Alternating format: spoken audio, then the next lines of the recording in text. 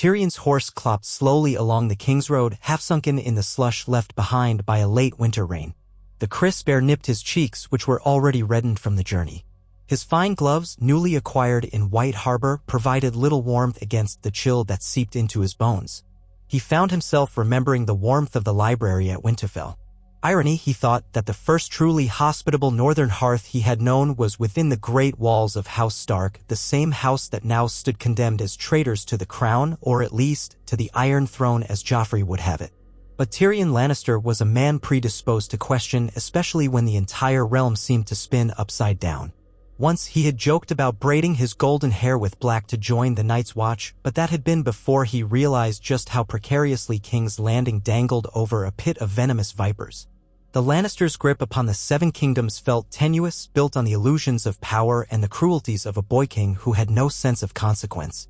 The violence Joffrey had inflicted on Ned Stark, the callous beheading that had set the North aflame, had also awakened something in Tyrion. The Stark, no pun intended, he thought wryly, realization that unthinking cruelty was not power, and that his own name did not necessarily bind him to that cruelty.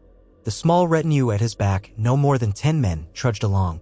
Tyrion had chosen them carefully, men more loyal to gold and the notion of reward than to House Lannister's unspoken edicts. He could see their silhouettes behind him, hunched in cloaks, grumbling about the cold. He had told them only that they were heading north on orders from the King's Hand, though which King's Hand, or which king, none of them dared ask. Perhaps they thought it was a secret mission to sabotage Robb Stark's host. Perhaps they simply assumed Tyrion was attending to some esoteric detail of strategy best left unspoken. He had cultivated that sense of mystery for protection. No one needed to know the true reason he rode north, nor the real reason he had cut ties with the usual networks of spies who would inevitably report his every step to Cersei or Tywin. By the time he reached Moat Cailin, or rather, the ragged remains of what had once been Moat Cailin, dusk was clinging to the horizon. The towers stood broken and battered, silhouettes like the teeth of an ancient dragon, and the swampy ground made progress a misery. The reek of standing water and rotting vegetation curled in Tyrion's nostrils. But he pressed on because the bleak ruin also marked the gateway to the north. A small, tattered banner of the dire wolf hung limply from a pike stuck into the ground. It was a sign that the northern host had indeed taken control of the causeway, ensuring that any who wished to pass deeper into the north did so under Robb Stark's watchful guard. Tyrion presented himself as no threat, though the notion amused him. He, a dwarf, was seldom seen as anything but harmless at first glance. Yet within the dwarven shell resided a mind that could shift alliances like quicksilver. He had already paid the local guard at the moat a pouch of gold dragons to see himself and his retinue through. No questions asked, or so he hoped. Gold might grease the wheels, but in times of war, suspicion and fear were not so cheaply bought off. He arrived in the camp that had grown outside the moat's perimeter, an impromptu settlement of soldiers, smiths, healers, and all manner of camp followers. Fires glowed in the gloom, sparks rising into the darkening sky. It smelled of horse dung and boiled turnips, the usual tang of an army on the move. Word traveled quickly among these men, and Tyrion soon found himself the object of many curious stares. Lannister. The name alone made men bristle. For many of them, it was Lannister gold and Lannister ambition that had plunged the realm into chaos. But the dwarf wore no shining armor. His face did not wear the smirk of triumph. Instead, it carried the lines of concern and perhaps the faint shadows of regret. He dismounted quietly and motioned for his men to tend to the horses. Every movement drew stares. Men with the Stark sigil scowled in his direction. Yet no one raised a blade or spat at his feet, for the Greatjon's men had allowed him passage. And if the Greatjon had allowed it, there must be some reason. Indeed, Tyrion had sent a raven ahead, bearing a confidential message he hoped would intrigue Robb Stark enough to at least hear him out. Late that night, a group of Stark soldiers escorted him through the twisting lines of tents to a more well-furnished pavilion. The night was bleak, illuminated by a fraction of the moon's glow. The Northmen wore thick cloaks, while Tyrion's own battered cloak seemed thin by comparison, though he tried not to shiver. He reminded himself that a wise man did not show discomfort among those who might soon be his allies or his captors. He was announced in a low, serious tone. Within, around a wide wooden table, stood Robb Stark, the young wolf, flanked by several lords loyal to him, the great Jon Umber, Lord Roose Bolton, and others. The dire wolf, Grey Wind, lounged near his master's feet, its golden eyes fixed on Tyrion's every movement. "Lord Tyrion," Robb said, his voice cool yet tinged with curiosity. "You come a long way from King's Landing. Many a man might presume you come with ill intentions." Tyrion, who had already removed his gloves, clasped them in his hands. He bowed not obsequiously, but politely. "I am not a man who indulges in rumor, my lord. Nor do I come for mischief. I've come to talk. I have propositions." A murmur rippled among the lords. The great Jon smirked, one hand drumming on the pommel of his sword. Bolton's expression remained unreadable as ever, pale eyes flicking between Tyrion and Robb. For a moment, only the crackling of the brazier and gray winds, steady panting, filled the silence. Robb's hair was auburn, like his mother's, and it caught the dim firelight in flickers of red gold. The boy was young, too young for the burdens upon him, but not so young that Tyrion could dismiss him. The battlefield had clearly forged the youth into something sharper and more dangerous. "Talk," Robb said at last, "but do so carefully. You stand among my bannermen, who would sooner slit your throat than let you whisper falsehoods." Tyrion nodded. "I'd expect nothing less." He cleared his throat. "The Iron Throne is not what it was. My nephew Joffrey is not a king in spirit or wisdom. He is a child with too much power and no sense of governance. My father believes war will unite the realm under Lannister might, but in truth, the realm stands on the precipice of collapse. I believe House Lannister, or at least a portion of it, might do better siding with reason.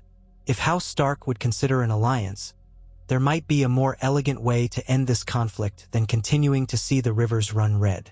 The Great Jon's boisterous laugh shook the tent. "An alliance with the cub of Tywin Lannister.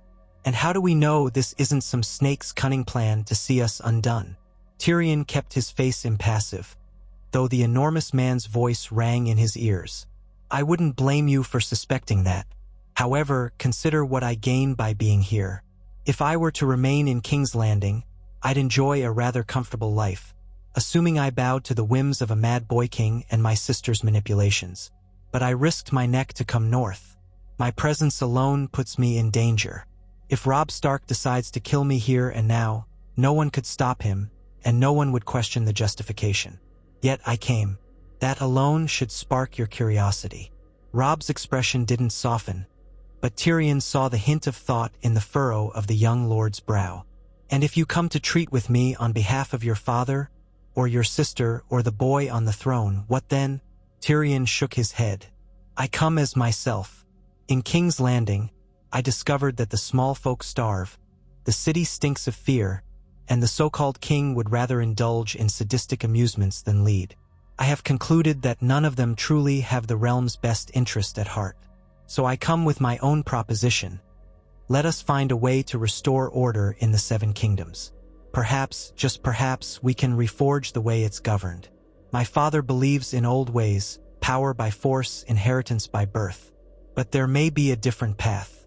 You, Lord Robb, wish to see your father avenged, your sister safe, and your home free of Lannister threats. There must be a way to achieve that without further reducing Westeros to rubble." Grey Wind let out a low growl, but Robb placed a hand gently on the wolf's head, as if calming an echo of his own tension. The lords glanced among themselves, uncertain. Robb took a measured step forward and looked Tyrion in the eye. "I'll not deny my rage at your house. You know well the grief and chaos the Lannisters have wrought. My father was executed in front of the entire city. My sisters were held captive. My men have suffered countless wrongs. Why should I trust you?" Tyrion felt a pang he could not quite name. "You shouldn't trust me. You should at most trust the logic of what I offer. Perhaps that's the best we can do under these circumstances. I can promise that I no longer stand behind the execution of your father. I abhorred it. And I can reveal information that might help you navigate King's Landing. I can help you anticipate my family's moves. I can serve as a bridge, if you will, perhaps the only one, between House Lannister and the rest of the realm. I have two siblings who hold positions of immense influence. One is the Queen Regent, the other is the head of the Kingsguard and father to the king, though that is a secret well known but unspoken in court.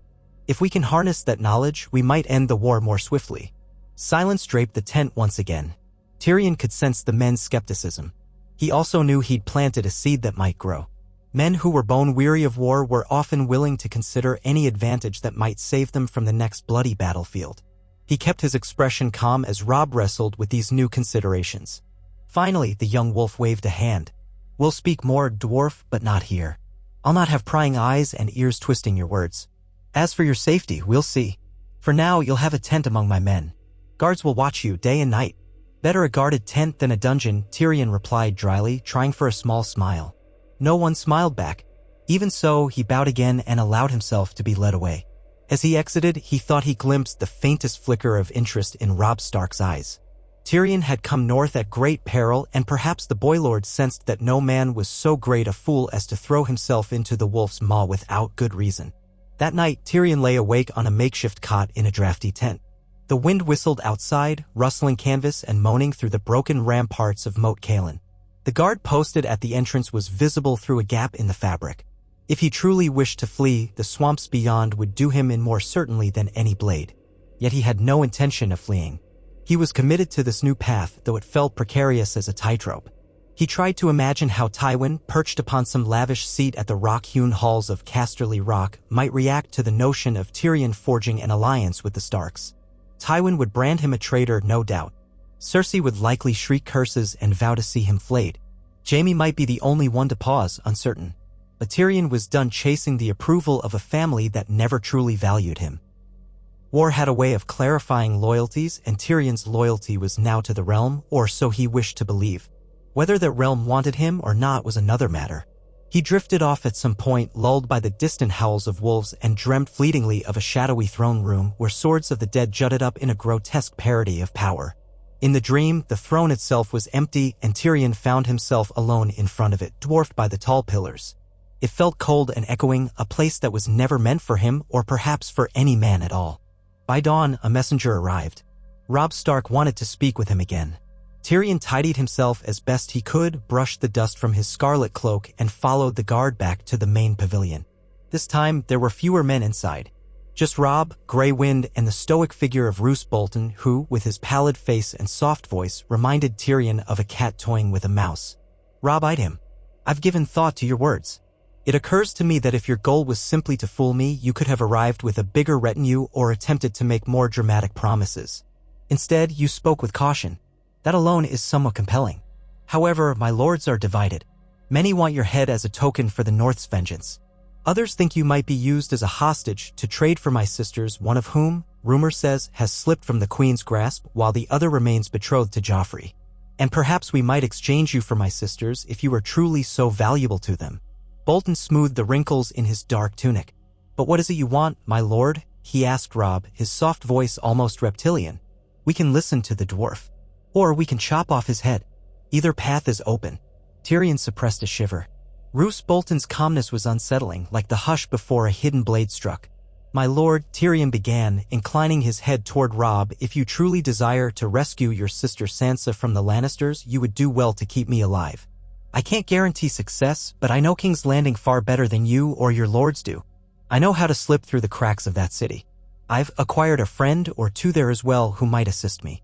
And as for your other sister Arya, I suspect she might be out of the capital entirely, though the details remain elusive. But I can make inquiries, secret ones that would be closed to anyone wearing the direwolf sigil." A tense silence followed. Grey Wind gave a single huff. Robb ran a hand through his auburn hair. "The war is not going well for my enemies. We've won battles in the Riverlands, and we currently hold Jaime Lannister hostage. I don't know if father is still. If my father were alive, perhaps we could speak of alliances. But they killed him in cold blood. It's not something that can be forgiven." Tyrion lowered his gaze. "I do not seek forgiveness, my lord.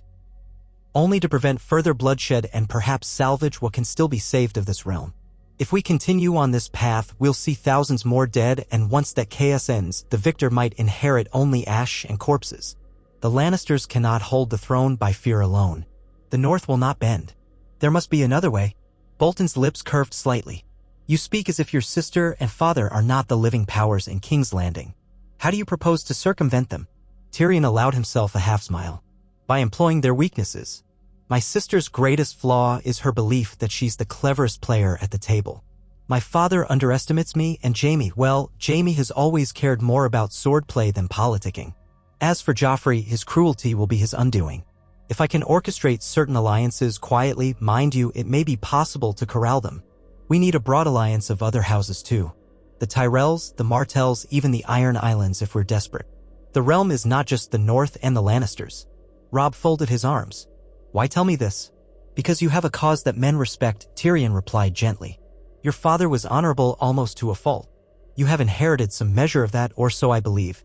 And you have a fierce loyalty from your bannermen, something that cannot be said of the Lannisters' sworn swords who serve more for gold or fear. If I can help you, it's because I think your cause aligns with what the realm truly needs. But to be frank, you alone aren't enough. The war is too vast. We'll need the support of others who might be convinced by the right offers. Something flickered in Robb's eyes, a sense of burdens beyond his years. I must consider this carefully. I'm not so naive as to think one conversation will mend the rift between our houses. But for the sake of the North and the cause of retrieving my sister, I'll consider your proposal. Until I decide, you remain my guest. You'll not roam free. Tyrion nodded. I expected as much. Bolton stepped forward with a polite smile that made Tyrion's skin crawl. We have quarters in one of the partially restored towers of the moat. More comfortable than the tents if you prefer stone walls around you. Tyrion glanced between them. He couldn't tell if that was an act of courtesy or a subtle threat, but he bowed in gratitude. I'd prefer that to the tent, yes. And so it was done. Tyrion was escorted to a tower with a crumbling upper level but a reasonably intact lower chamber. Stark guards stood at the door. A small fireplace offered some meager warmth. He spent his days there, a prisoner in all but name, while Robb Stark and his council debated his fate. Yet each day Tyrion would be summoned for brief discussions. Sometimes he spoke only to Robb. Other times, lords like the Blackfish Edmure Tully or the Great John would join. Most regarded him with deep suspicion, but at least they listened. He carefully revealed tidbits of knowledge about King's Landing and the Lannister supply lines, enough to prove useful but not so much that it could be used to sabotage him. Trust, Tyrion knew, was earned in increments. At night, left alone with only a single guard outside, Tyrion reviewed the letters he'd brought with him, letters from Varys, from secret informants in the capital, and from a few souls who might yet be convinced to break with the throne if the right persuasion was offered. The spider was cunning, yes, but Varys's true loyalties seemed to lie with the realm as well. At least, that's what Tyrion sensed. Varys would help a plan that stabilized the Seven Kingdoms. Cersei's unpredictability, Joffrey's sadism, and Tywin's single-minded pursuit of victory all contributed to a dangerously volatile situation. If Robb Stark could be convinced of a new system, one that might somehow incorporate the strength of the North, the cunning of certain southern lords, and the broad alliances necessary to keep the Seven Kingdoms from collapsing, then perhaps even Varys would lend a hand. But one question loomed: Jon Snow. Tyrion remembered the lad from Castle Black, the thoughtful bastard of Ned Stark. Jon had gone to the Wall, and for a time Tyrion had almost envied the boy's escape from the intrigues of the South. But war changed everything. Reports whispered that the Night's Watch faced threats from beyond the Wall, wildlings uniting under some self-proclaimed king, talk of darker horrors. Tyrion had no proof, but his time in the far north had taught him that the wild might hold secrets even the wise could not conceive. If Jon Snow was anything like his father, honorable, determined, then involving him might be crucial, especially if the threat from beyond the Wall proved genuine. The last thing the realm needed was an undead horror or thousands of wildlings breaching the border while the lords of the south squabbled over a broken throne. After weeks of tense negotiation and no small measure of convincing, Tyrion finally found Robb Stark willing to entertain the notion of forging not just an alliance but a new approach entirely. The impetus came one frosty morning when a raven arrived from the Wall, bearing dire news: undead sightings, rumors of White Walkers, and appeals for more men. The watchers on the Wall were desperate. The letter had been sent to all the major kings and lords, but precious few took such news seriously. They were embroiled in the War of the Five Kings, after all. Why worry about old wives' tales beyond the edge of civilization? Yet Robb could not dismiss it. His half-brother Jon Snow was up there, apparently trying to rally the Night's Watch. That letter reminded Robb of the true duty of any Stark, to protect the North from threats beyond the realm of men's everyday squabbles. And so he summoned Tyrion once more. They stood at the top of the tower, such as it was, gazing out over the swamps. Gray wind prowled the perimeter. Fog clung to the ground in wispy tendrils. Robb handed Tyrion the letter, letting him read the words scrawled in a rushed, uneven script. The threat is real. The dead walk. The wildlings unite under Mance Rayder. We have seen whites. Send help. Winter is coming faster than you know. It was signed in a hand that was likely Maester Aemon's or some steward. The mention of Jon Snow was only in the margin, and aside about how he and a small ranging party had gone out beyond the Wall to gather intel. The gloom in Robb's eyes was unmistakable. Tyrion exhaled, white puffs disappearing in the cold air. If that letter is genuine, and I fear it is, then the realm stands in greater peril than any of us suspected. My father in the south thinks only of rebels and the Iron Throne. But if the dead truly walk, he let the words hang in the air. The notion was almost too vast to grasp. But Tyrion recalled the stoic rangers he'd met at Castle Black, their haunted eyes telling stories of strange sightings.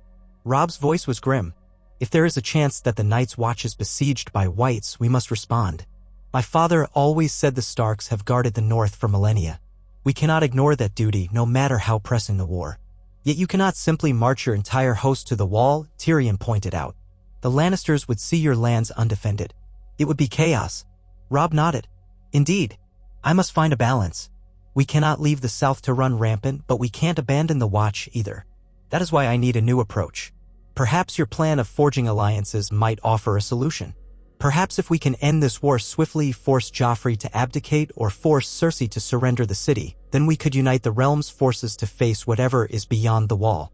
It's a tall order, Tyrion said quietly, but not impossible. If we can secure the support of the Riverlands fully, maybe even the Vale. The Vale remains closed off, Robb replied. My mother's sister is not exactly stable, and Peter Baelish holds sway there. But if you can leverage your contacts in King's Landing, perhaps we can pressure the Vale from the inside. And there's also the Tyrells.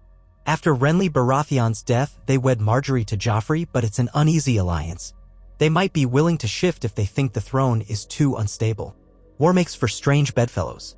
Tyrion nodded, ideas swirling. Yes, the Tyrells place enormous value on their own survival and advancement. They aren't loyal to the Lannisters as much as they are loyal to power. If we can promise them a share of that power in a reformed governance, or offer alliances that benefit them more than Joffrey does, they might turn. Robb's expression sharpened. But how do we approach them without alerting my father's killers? Carefully, Tyrion said. I'll have to return to King's Landing or close to it. Or at least dispatch a trusted envoy. For that, you must set me free, my lord. He held Robb's gaze. I know that's a risk you do not take lightly. The Northman's jaw tightened. My mother always said the man who trusts too easily is a fool. The man who never trusts at all is a lonely fool. I'll choose my brand of foolishness carefully. He paused, glancing over the ramparts. If you betray us, I'll have your head on a spike, dwarf. I'll ride south with all the fury of the north.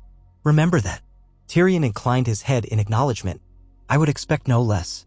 So it was decided. Over the next several days, Tyrion drew up letters bearing Robb Stark's seal, addressed to lords in the Vale, to the Tyrells, and even to Prince Dor-en Martell in Dorne. Each letter was phrased carefully, not an open betrayal of House Lannister, but an invitation to discuss alliances that might end the war. Tyrion also wrote letters of his own to Varys, to Bronn if Bronn was still in the capital, and to a few other friends who might help in smuggling him in quietly. The plan involved secrecy. Tyrion would not arrive in King's Landing as a Lannister returning triumphantly, but rather as a quiet whisper seeking an audience with those who might be amenable to a new order. Lord Bolton, who had been observing these plans with a chilling calm, volunteered a suggestion. Should you pass near Harrenhal, be aware that the castle is in flux. The Lannisters have placed a garrison there, but they may not be entirely loyal to Tywin now that the tides of war have shifted. A clever man might exploit that. Tyrion eyed him. Thank you, my lord. I'll keep that in mind. Privately, Tyrion resolved to watch Bolton carefully. The man's capacity for betrayal was legendary, especially if he sniffed a greater advantage. Tyrion recognized that forging this alliance with the Starks was only one piece of the puzzle. Bolton's phrase, Karstarks, there were many factions within the North alone, each with its own brand of bitterness. Yet the pressing matter of whites and White Walkers might provide the impetus for unity. No use hating your neighbor if the entire realm risked being overrun by the undead.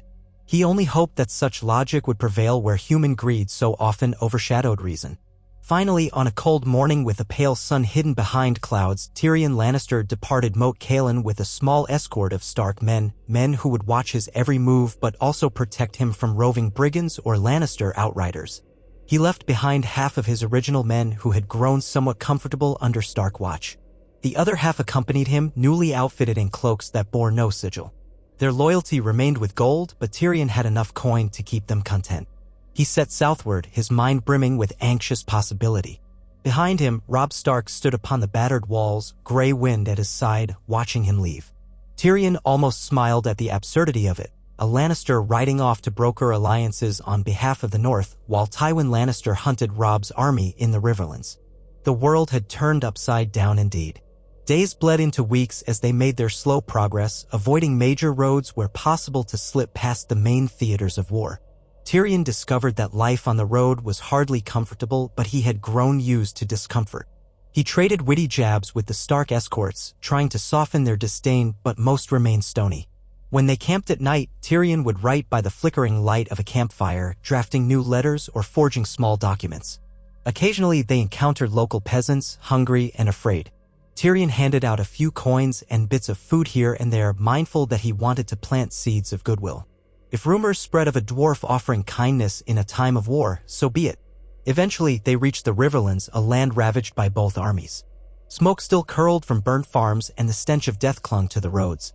Tyrion felt a lump in his throat at the sight of starving peasants searching for morsels in scorched fields. War was never kind to small folk. If only, he thought, there was a way to unify these kingdoms without the endless cycle of bloodshed. Yet he knew how naive that sounded in a place like Westeros, steeped in centuries of feuds. They bypassed Harrenhal with caution, crossing the Red Fork farther upstream where the fords were less guarded. By discreet inquiry, Tyrion learned that Harrenhal was held by Gregor Clegane's men, hardly the type to welcome a Lannister turncloak. Better to steer clear for now. Eventually, Tyrion's plan called for him to slip into King's Landing under cover of night. He dispatched 2 of the Stark men to ride ahead in peasant rags, carrying letters to Varys. Whether Varys would respond was uncertain, but Tyrion had faith that the spider's webs reached everywhere. To keep the rest of the escort safe from suspicion, Tyrion arranged for them to stay in a discreet camp outside the city under the command of a loyal sergeant. Once inside, Tyrion would rely on cunning and a few loyal sellswords. He reminded himself that if he was caught, he would almost certainly be executed for treason by Joffrey's decree. But he was gambling that his sister, or even his father, might stay his execution long enough for him to work his manipulations. Yet as they approached the capital, new rumors reached them. The city was in turmoil, the people furious at the rising cost of bread. A fresh wave of refugees had arrived, fleeing war in the Riverlands and the Westerlands. Joffrey was rumored to have unleashed the Kingsguard on a group of starving peasants who dared to throw dung at his litter. Tension simmered. Tyrion sensed that the city might be a powder keg waiting for a spark, and Cersei, in her arrogance, would likely handle it poorly. He made his entrance on a moonless night, disguised in a battered hood and cloak, riding on a donkey cart driven by one of his sellswords. The city gates were heavily watched, but a small bribe and some false talk of delivering goods to a local inn was enough. His size helped. Guards seldom suspected a dwarf in rags of being a lord. He clutched a letter from Varys, delivered by a street urchin earlier that day, which contained instructions on where to meet. They wound through narrow streets that stank of sewage and rotting fish, eventually arriving at a nondescript building near the Street of Silk. Inside waited Varys, robed in plain garb, accompanied by a pair of silent attendants. The Master of Whisperers inclined his head with a careful smile. "My Lord Tyrion, I must confess, I did not expect to see you back in the capital under such circumstances." Tyrion slipped off the hood. "And yet, here I am. My dear Varys, let's speak plainly. I've come to broker an alliance on behalf of House Stark, one that might see the realm stabilized with a new approach to governance. I trust you know what that implies." Varys's eyes sparkled. War makes for strange alliances indeed. One could say the realm is in desperate need of sense, though sense is often drowned out by the clang of swords. Tyrion wasted no time. "I've written letters to the Tyrells, the Martells, the Arryns, even to Stannis Baratheon on Dragonstone. I come to you because you understand that if the city descends into chaos, all will be lost, including your precious realm. My nephew is unfit to rule. My sister is cunning but short-sighted. My father, he's formidable, yet unyielding in his belief that might makes right. The city is on the brink of riot. We need a solution that ends the war swiftly and unites the great houses, or as many as will join us, in order to address the real threat, that which comes from beyond the wall." Varys tilted his head curiously. "Beyond the wall, you say? How interesting. Are you referring to the rumors of dead men?" "I am. The Night's Watch begs for aid. If we ignore them, we risk the entire realm. But we can't answer that call if the 7 kingdoms remain at each other's throats. The spider's hands played with the folds of his robe. You speak like a dreamer, Lord Tyrion, but you have a certain knack for persuasion. He paused. Word in the Red Keep is that Tywin Lannister is planning a decisive strike on the Stark forces. If he succeeds, the North will be crushed. Do you think you can turn the tide by forging a secret alliance behind his back? Tyrion gave a humorless chuckle. The future rarely unfolds as even the best strategists imagine. If I can bring the Tyrells to reconsider, if I can sow doubt among the Lannister bannermen, and if the Martells decide to use this moment to demand justice for Elia and her children, my father's armies might find themselves pinned on multiple fronts. More importantly, if we can engineer a scenario where Joffrey's misrule provokes a rebellion in King's Landing itself, Tywin will be forced to reconsider or risk losing the city. Yes, it's risky. But what isn't in these times? Varys studied Tyrion as if trying to peer into his very soul. Your mind is a wonder, my lord. You are not the same man who once came to court with only witty retorts and a desire for wine and women. Tyrion smirked, a tired glimmer in his eyes. War changes us all. Now, will you assist me? With a soft sigh, Varys inclined his head. I shall. For the realm, as always. But be warned, many eyes watch the Red Keep. We must tread carefully. I can arrange audiences with certain key figures. The rest is up to you. So began Tyrion's dangerous stance in King's Landing. He moved in shadows, meeting secretly with minor lords, lesser Tyrell cousins, and merchant princes who were disillusioned with Joffrey's reign. The city was indeed a cauldron of resentment. Food prices soared and the gold cloaks were stretched thin, with many bribed or coerced into turning a blind eye to riots. Cersei rarely left the Red Keep, relying on Pycelle and the King's Guard to maintain order. Joffrey, bored by governance, merely enjoyed tormenting courtiers, or so the whispers said. If there was ever a time for a coup, it was fast approaching. Amid these intrigues, Tyrion was startled to receive news that his brother Jaime had escaped Stark captivity. The rumor in the streets was that some arrangement had been made with Lady Catelyn. That unsettled Tyrion. Jaime might arrive in King's Landing soon, and if he discovered Tyrion's duplicity, things could get messy. Yet Tyrion refused to falter. For once in his life, he felt he was doing something that mattered, not just for himself but for everyone who had suffered under the current regime.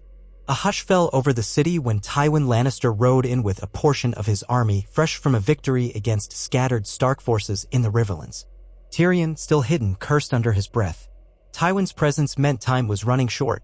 The old lion would not hesitate to sniff out any hint of betrayal. Varys scrambled to keep Tyrion's presence a secret, employing every trick in his repertoire.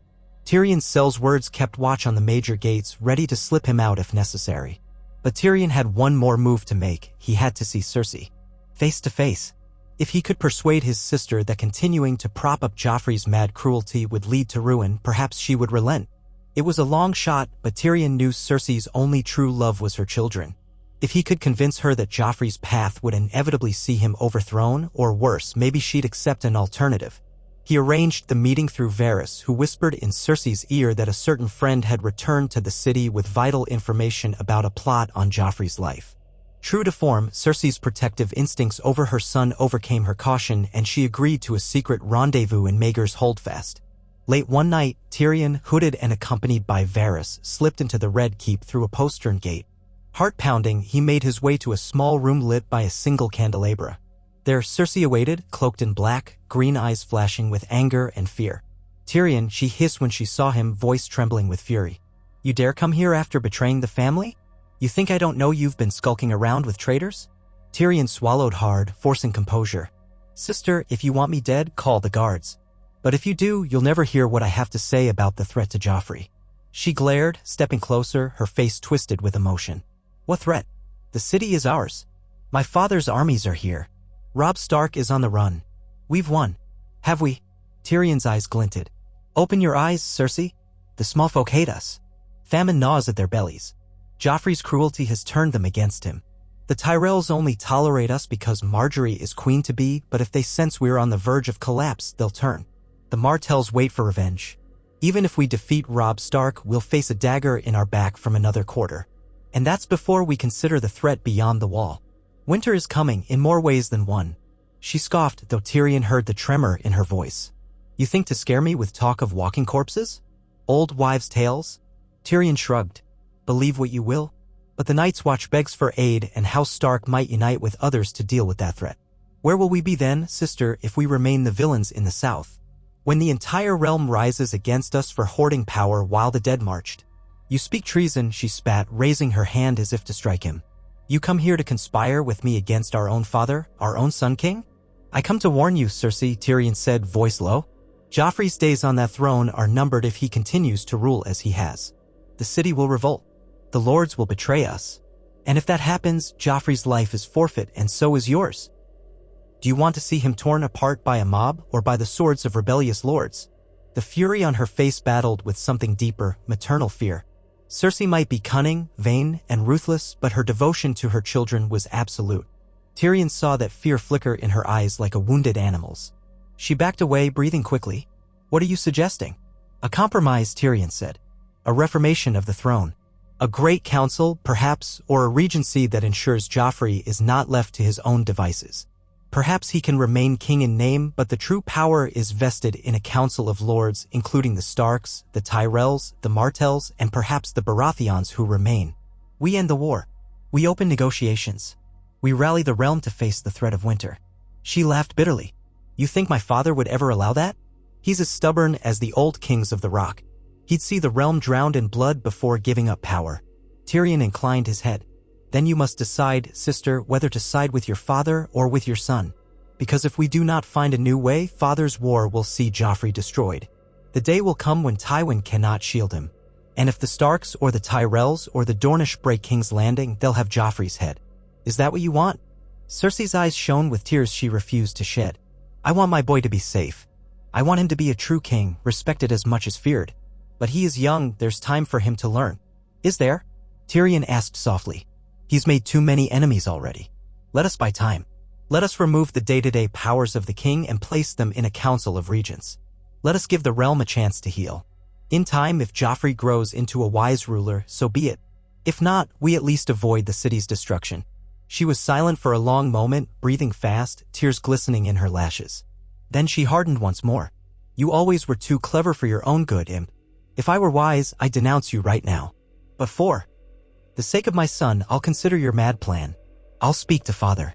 Now leave me. Tyrion realized that this was the closest thing to an agreement he might get. He bowed. As you will. As he turned to go, he felt her hand grip his wrist. When he looked up, she was trembling. If you have lied about this threat to Joffrey, if you think to unseat him for your own gain. I do not, Tyrion said quietly. I'm trying to save him from himself. And to save thousands of innocent lives in the process. She released him with a shove and turned away. Tyrion left, heart pounding, guided by Varys's silent steps back through the secret passageways. Once outside the Red Keep, he let out a shuddering breath. He had sown the seeds of a possible compromise in Cersei's mind. Whether they would grow or die on barren ground depended on events beyond his control. The next day, King's Landing was abuzz with the news that Tywin had called a war council to finalize the subjugation of the North. Tyrion, huddled in a safe house, wondered if Cersei would speak to her father about anything he'd said. Tywin was rarely swayed, and even if he was, Tyrion doubted it would be with minimal bloodshed. Meanwhile, the tension in the streets grew dire. A group of starving peasants had reportedly ambushed a Lannister supply wagon, looting it and beating the guards. Whispers of revolt spread like wildfire. Tyrion resolved that if no progress came soon, he would enact a backup plan, incite the city's unrest just enough to spook the major lords.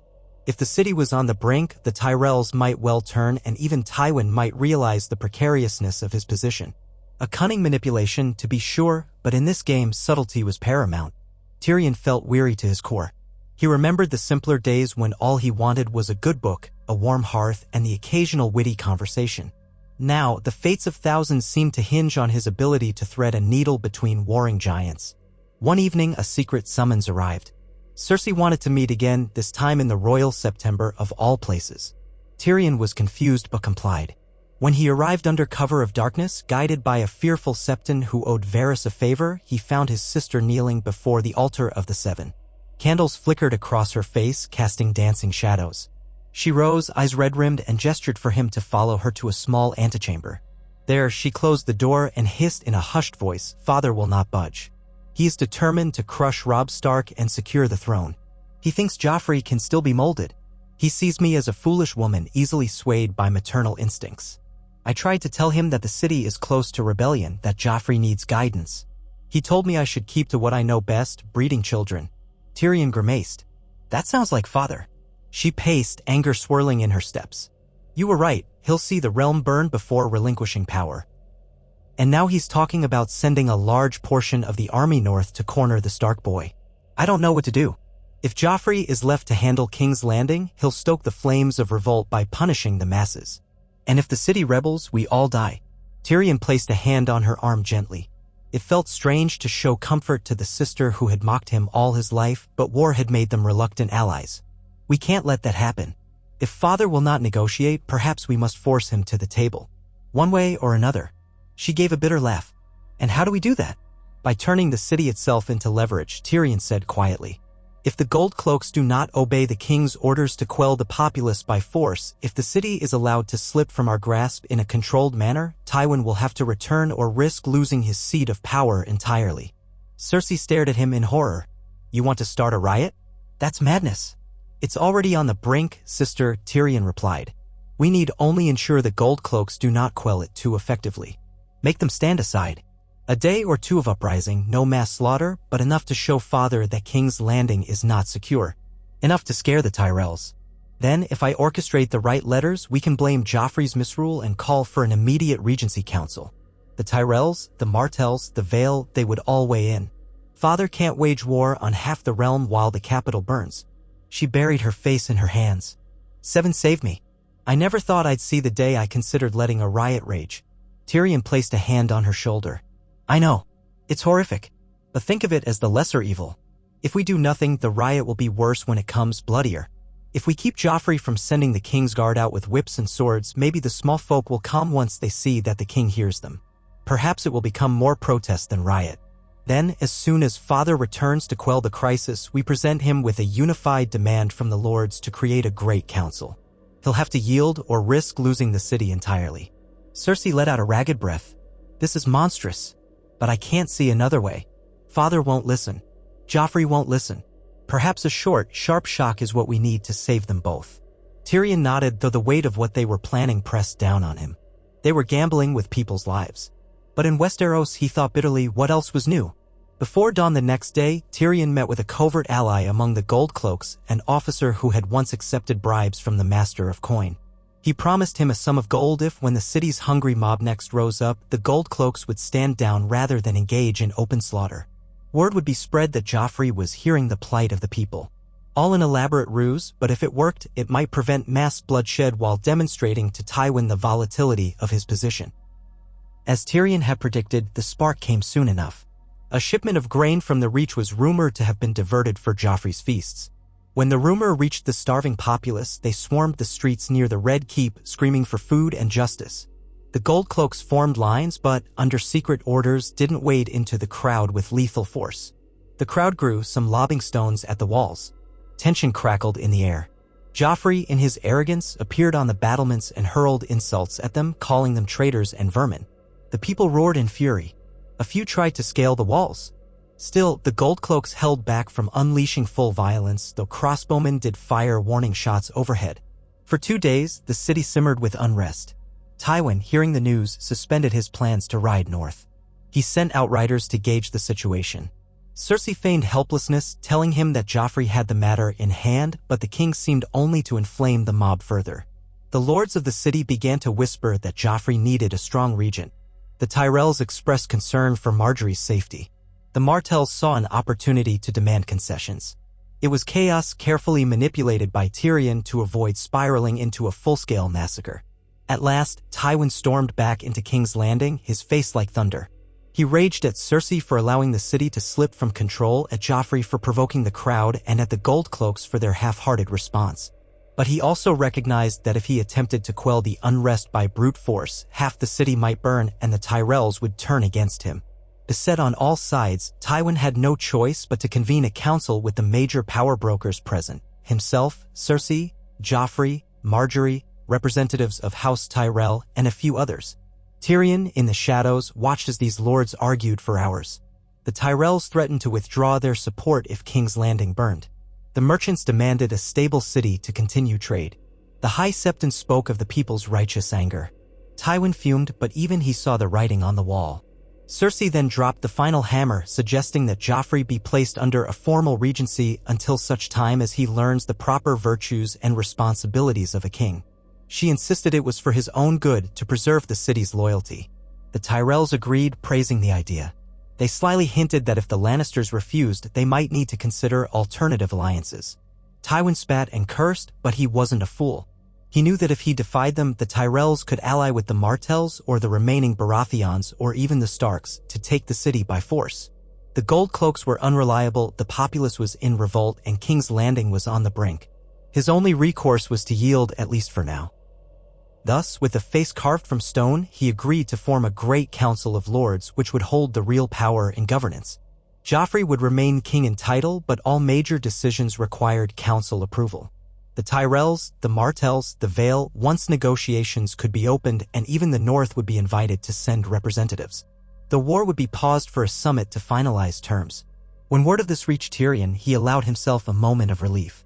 It was far from perfect, and the realm was still unstable, but at least a mass slaughter in King's Landing had been averted and a chance at a new order beckoned. The next step was to bring the Starks into this new council.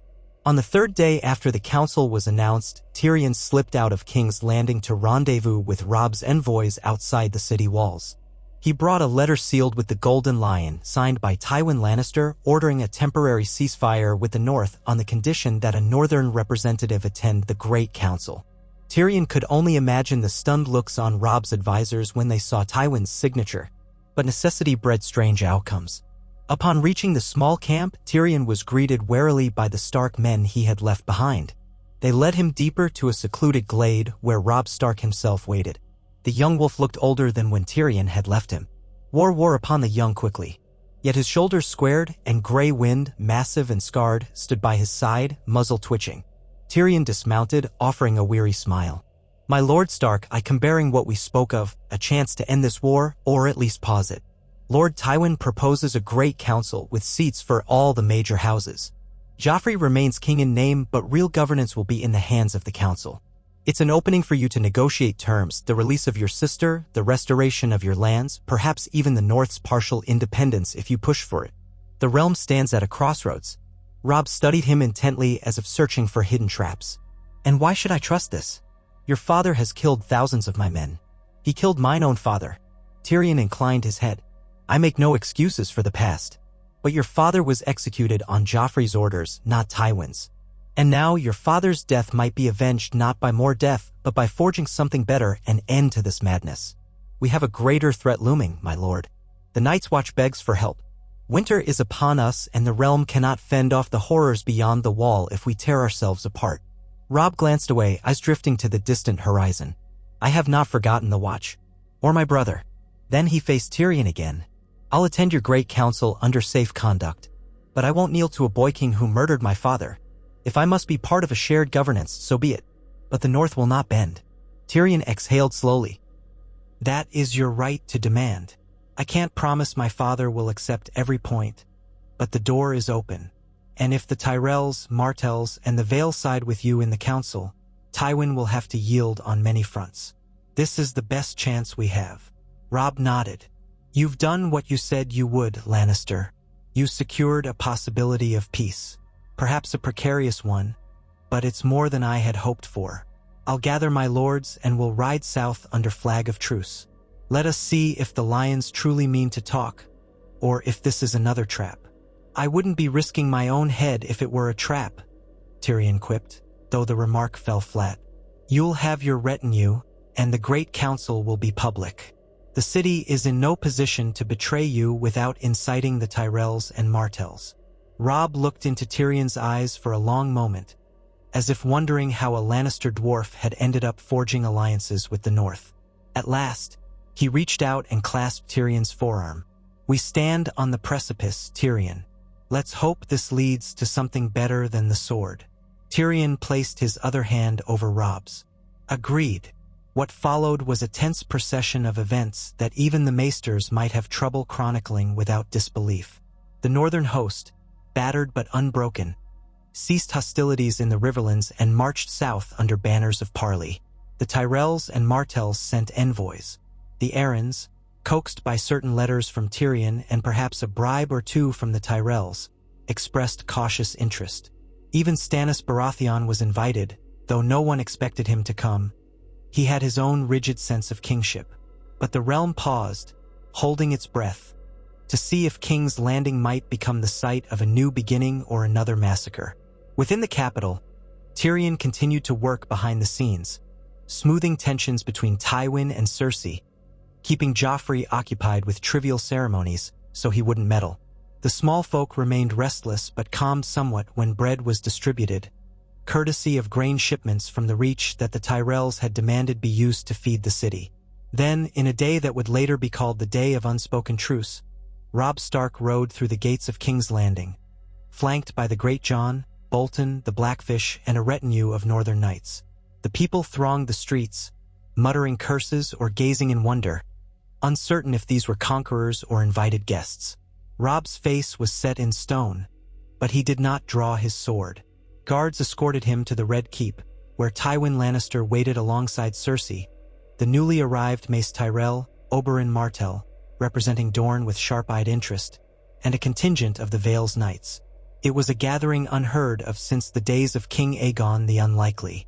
Tyrion watched from the side as Robb Stark and Tywin Lannister exchanged stiff bows. The tension in the throne room crackled like a thunderstorm. Joffrey perched uneasily on the Iron Throne, scowling at the boy who had defied him. Margaery Tyrell stood beside the throne, serene and composed. Oberyn Martell wore a half-smile of someone who smelled opportunity. Meanwhile, the Great Jon looked like he wanted to smash something, but he held his peace. Finally, Tywin's voice boomed out. "We are gathered to discuss the future of the realm. King Joffrey has graciously agreed to allow this great council to convene that we might resolve our differences without further bloodshed. Let each lord speak his demands and let us see if a compromise can be reached." Robb stepped forward, gaze flicking to Joffrey only briefly. "I demand the safe return of my sister, Lady Sansa Stark, and any knowledge regarding my sister Arya's whereabouts. I demand recognition of the North's autonomy. We have bled too much. Whether we remain part of the Seven Kingdoms under a new structure or are granted full independence is a matter for discussion, but the old ways cannot stand. Too many northern lives have been lost. And I demand a retraction of the false charges against my father, Eddard Stark, whose honor was beyond reproach." Tywin's mouth pressed into a thin line. "The North's loyalty is paramount to the stability of the realm. We can negotiate the extent of that loyalty, but do not presume to separate yourselves outright." Mace Tyrell cleared his throat. "We of the Reach have concerns as well. We cannot continue to feed a city at war with itself, nor can we stand behind a king who alienates his vassals. We require assurances that our alliance with the crown includes a voice in governance. The old system where the king's whim is law is no longer feasible." Oberyn Martell inclined his head slightly. "Dorne, too, has wounds to address. We demand justice for Elia Martell and her children. If this new council is to be truly great, it must address past wrongs." Tyrion could almost feel Tywin's spine stiffen at that. Oberyn was referencing the atrocious murders committed at the end of Robert's rebellion, murders sanctioned or at least condoned by Tywin. This was delicate territory and Tyrion held his breath. Yet the old lion nodded curtly, his face carved from granite. "These matters can be discussed so long as we do not dwell on the distant past to the detriment of the realm's future. Dorne does not forget," Oberyn said quietly, and the faint danger in his tone was unmistakable. So began a day of heated debate, shifting alliances, and countless threats carefully couched in diplomatic language. Through it all, Tyrion moved like a mediator, offering a quip here, a reassurance there, spinning a web to keep the fragile peace intact. He reminded the lords that winter was coming, that the realm needed unity to face the nightmares beyond the wall. The notion of undead armies still seemed fanciful to many, but none wanted to be caught unprepared if the rumors were true. In the end, after hours of negotiation, an accord was tentatively reached. Joffrey would remain king in name, but a permanent council, composed of representatives from each major region, would wield legislative and policy power. The king could propose measures, but the council had to approve them. War declarations would require a two-thirds majority, ensuring no single house could drag the realm into conflict on a whim. Sansa Stark was to be released immediately, and Tywin offered a public apology to House Stark for the wrongful execution of Eddard. It was not an admission of personal guilt, but a symbolic gesture. Robb would hold the title Warden of the North, but with increased autonomy to govern internal northern affairs, including forging alliances as he saw fit. Dorne would receive certain concessions regarding taxes and shipping rights, as well as a formal acknowledgement of the past wrongdoing against Elia. Financial reparations would be paid, though how exactly that would be handled remained to be worked out. The hammered-out agreement was precarious, subject to sabotage by any who felt dissatisfied. But it was a beginning. More crucially, the council agreed to dispatch men to the wall to assess the alleged threat of the White Walkers, with each region sending a small contingent. If the threat proved real, the realm would muster. If not, at least they had tried. That night, King's Landing was quieter than it had been in months. Food was distributed more equitably. The Gold Cloaks policed the streets without brutality. And while tension still simmered, there was a glimmer of hope. In a small chamber in the Red Keep, Tyrion sat with Robb Stark, the Great John, and a few others sipping ale by candlelight. The day had been exhausting, but at least, for the moment, no swords were drawn. Robb stared into his cup. "I never imagined I'd share a table with a Lannister dwarf. My father would have found that interesting." Tyrion snorted softly. He might also have disapproved. "I can't say Lord Eddard was ever fond of my family, but perhaps he would have given me a chance to prove I'm more than just a Lannister name. I have that sense of him." A ghost of a smile touched Robb's lips. He was a just man, to be sure. Then his expression darkened. "What of this new arrangement, Tyrion? Will your father truly abide by it?" "I think he will for now. He's no fool. He knows if this agreement fails, the Tyrells and Martells could unite against House Lannister, and there would be no saving King's Landing from utter ruin. My father would rather concede some power than lose everything." The Great John grumbled, "And if the lion tries anything, we'll cut him down. But for now, I'll drink to the idea that the North can finally stop burying our sons." Tyrion raised his cup. "Here, here."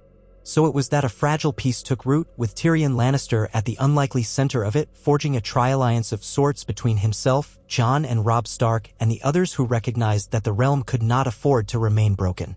The true test would come when the snows deepened and the watchers on the wall cried out for aid.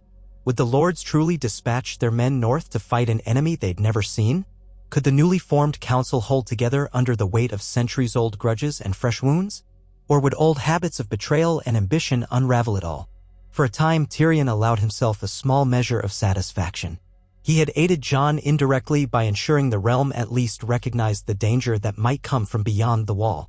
And he had allied with Robb, forging a means to redress the injustices done to House Stark. He no longer simply served the Lannister name, he served the realm, or so he liked to tell himself. The future was uncertain, but at least it was no longer damned from the start by petty tyranny and endless war.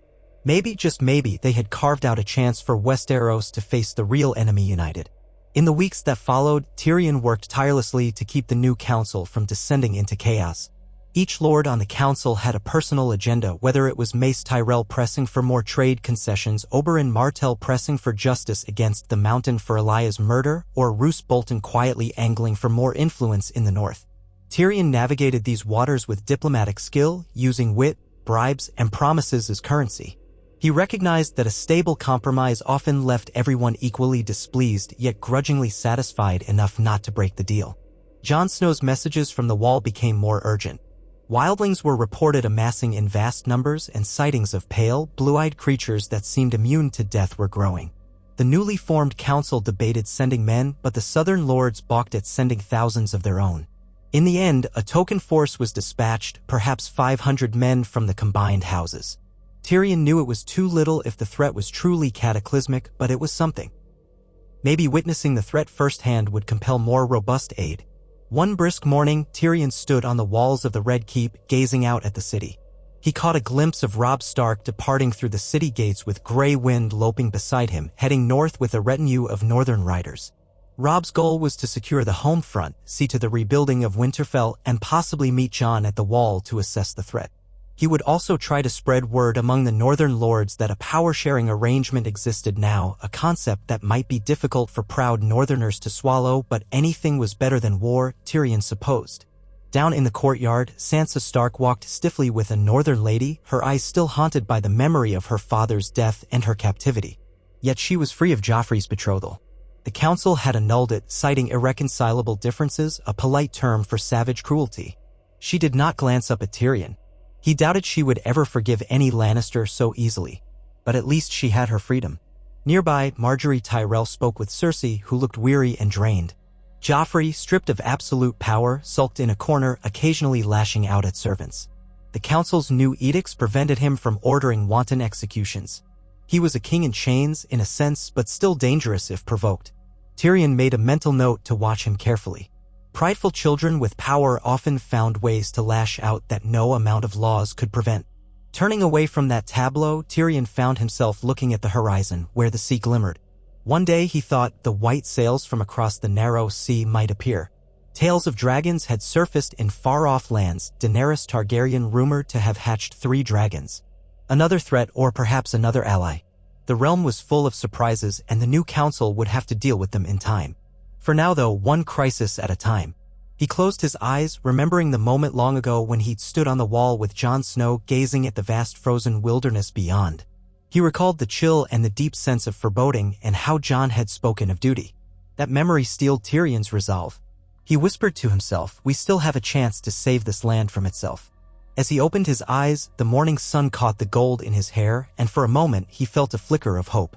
He had never believed in the gods much, but if there were gods, perhaps they watched with caution, seeing if humanity could overcome pride and hatred to unite against a greater darkness. Perhaps the dwarfs and the bastards and the cripples could be the ones to tip the scales if only given the chance. So, with small steps, Westeros began a new experiment, a tri-alliance of sorts born from Tyrion Lannister's unlikely partnership with Jon and Robb Stark expanded into a broader coalition of the realm's great houses. Guarded, watchful, yet bound by the desire to stave off both the undead in the far north and the perpetual cycle of war in the south. Whether it would endure was uncertain. In Westeros, there were always those who thrived on chaos. But for the moment, at least, the swords were sheathed. The small folk could breathe easier, and the road to the wall was open for any who dared to face the truth of the coming winter. Tyrion stood a moment longer at the battlements, quietly reveling in the strangeness of his journey. A Lannister in league with the Starks, forging a future no one else dared to imagine. He let out a breath that fogged in the crisp air, and then he turned away, heading toward the council chamber. His work was far from done. The day's session would likely be contentious. Mace Tyrell wanted to press an advantage, Oberyn Martell had demands about the mountain, and Tywin insisted on reinforcing certain Lannister privileges. So be it, Tyrion thought. If he had to juggle each and every ambition in the realm to keep them from cutting each other's throats, he would. It was a worthy cause, if only to give Westeros a fighting chance in the cold dark that loomed beyond the horizon. He thought again of Jon Snow, clad in black on top of that ancient wall, and of Robb Stark, returning north to reignite the old traditions in Winterfell. The 3 of them, in their own ways, had sown the seeds of this fragile new order. Let it not be said that a bastard, a boy lord, and a dwarf could not change the fate of kingdoms. Perhaps, in time, the bards would sing of their improbable alliance, how they reformed the Iron Throne so it might better serve the living, and in so doing, gave Westeros at least a candle's light of hope in the gathering gloom. For now, Tyrion reflected, that was enough. He put one foot in front of the other, descending the steps toward the council hall, mind already spinning with the day's debates. Outside, the city stirred, uncertain but breathing in the dawn. And in the far, far north, beyond the sight of most men, a chill wind blew across white fields, carrying with it the faint echoes of death. But if ever there was a time the living might stand together, it was now, and in that slim possibility perhaps lay salvation for them all. Tyrion stood at the open window in the council chamber, eyes on the brazier where a thin curl of smoke drifted to the rafters. The table was scattered with parchment, agreements half-signed, directives for the gold cloaks, a carefully phrased missive meant for the Eyrie. He could hear footsteps in the hallway, the constant shuffle of lords and their retainers bustling about the Red Keep. The Great Council had been convened barely a fortnight, but already the scale of what they'd attempted threatened to buckle beneath its own weight. Each morning, he woke braced for the possibility that Tywin would throw down his quill and announce an end to this arrangement. or that the Tyrells might decide they'd had enough and slink back to Highgarden, leaving King's Landing to starve. Or that the Dornish, with Prince Oberyn ever watchful, might light a match to old grievances and burn the city from within. Yet day after day no one had shattered the fragile peace. It was a sign, he told himself, that circumstances demanded cooperation, that weariness and fear of the unknown were stronger than the old hatreds. For now, he was startled from his reverie by the sound of a quiet knock on the chamber door. He turned to see Varys gliding in, hands folded over the front of his robes. Varys inclined his head with a thin smile. "My Lord Tyrion, you have a visitor who insists on seeing you in private." Another cousin from Lannisport brandishing a worthless claim to the Rock? Tyrion sighed, sinking into the tall-backed wooden chair that dwarfed him. "We seem to be inundated with them lately." "Not a Lannister at all," Varys said gently. "Ser Davos Seaworth." He arrived under a flag of truce from Dragonstone on behalf of Stannis Baratheon. Tyrion stilled. He had wondered if Stannis might reach out. The council had invited all claimants, after all, but Stannis was famously rigid. Stannis sends a smuggler as his envoy? Varys' smile grew slightly. Ser Davos is no mere smuggler now. He is hand of the king in Stannis' eyes, or so men whisper. A loyal man, said to be honorable despite his origins. We should perhaps be grateful Stannis didn't sail a fleet up the Blackwater unannounced. The memory of the Blackwater's waters running red was not so distant. Tyrion's stomach gave a twist at the thought of any new conflict. He nodded and gestured for Varys to admit Davos. Within moments, the man entered. He was of middling height, salt and pepper in his beard, and he wore a weathered cloak over simple but well-made garb. His expression was grave, though not hostile. Tyrion waved a hand. "Ser Davos, you are welcome. I'll not waste time on pleasantries. I assume you've come to discuss Stannis' potential place in our carefully woven tapestry of alliances." Davos placed a fist to his chest, a gesture akin to a polite bow. "Lord Tyrion, I come on behalf of King Stannis Baratheon, who has received your messages and remains unconvinced that the Great Council is anything more than a cunning Lannister trick. But he sent me to learn the truth." Tyrion couldn't help a crooked smile. "You suspect we've contrived a grand ruse, then?" "Believe me, Ser Davos, if I had that much cunning, I'd be ruling the world already. The truth is simpler. King's Landing was on the brink of revolt. The war had worn down every major house. My father, formidable though he is, saw that he could not maintain control through might alone. And the Tyrells, with their supply of food and their strategic position, demanded a role in governance. Dorne, likewise. Even the Vale. So, for perhaps the first time in centuries, Westeros attempts to share power in some form. We have a boy king in name, but he is reined in by the rest of us. That is the honest shape of things." Davos listened carefully, his brow knitting. "Stannis' claim is, by all the gods, the most lawful. The boy Joffrey is." He paused, as if uncertain whether Tyrion could be offended. "Rumor says he is no Baratheon at all." Tyrion let out a humorless chuckle. "That rumor is quite correct, but lawfulness is less important in times of strife than power. Do you think Stannis can muster enough men to unseat the Lannisters and Tyrells combined?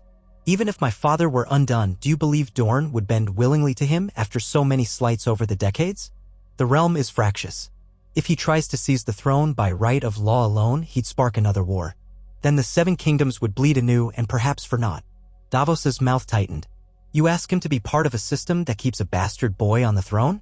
"I ask him to help govern a realm that's near collapse," Tyrion said quietly. "If you've heard our ravens, you'll know we face a dark threat rising in the north. The Night's Watch begs for aid. White Walkers, the dead returning to life. Some mock the stories, but I have reason to believe them. We can't afford to be at each other's throats if the rumors are true." Davos glanced away, troubled. "I've heard from sailors who passed near Eastwatch. Rumors of unnatural things. If this great council can unify the houses, perhaps Stannis would see it as a means to defend the realm from these creatures." Tyrion spread his hands. "That's precisely what we aim for. We've already agreed to send envoys north to Winterfell and the Wall. We've recognized certain demands from House Stark. It's not about enthroning Joffrey or any single king. It's about building a coalition strong enough to withstand the storms ahead." Davos exhaled, shoulders sagging. "I shall report this to King Stannis. He is a just man, but also a proud one. He believes in the law above all. Still, he might find your argument compelling. If he sees a place for himself on this council that does not dishonor his claim, he may yield. But that is not a certainty. He has Melisandre whispering in his ear, proclaiming him the chosen of a foreign god. She urges him to seize the Seven Kingdoms by fire and blood." Tyrion stiffened at that name. He'd heard rumors of the Red Woman, the sorceress from As High who burned idols of the Seven and spoke of a Lord of Light. "We cannot afford more fanaticism," he said bluntly.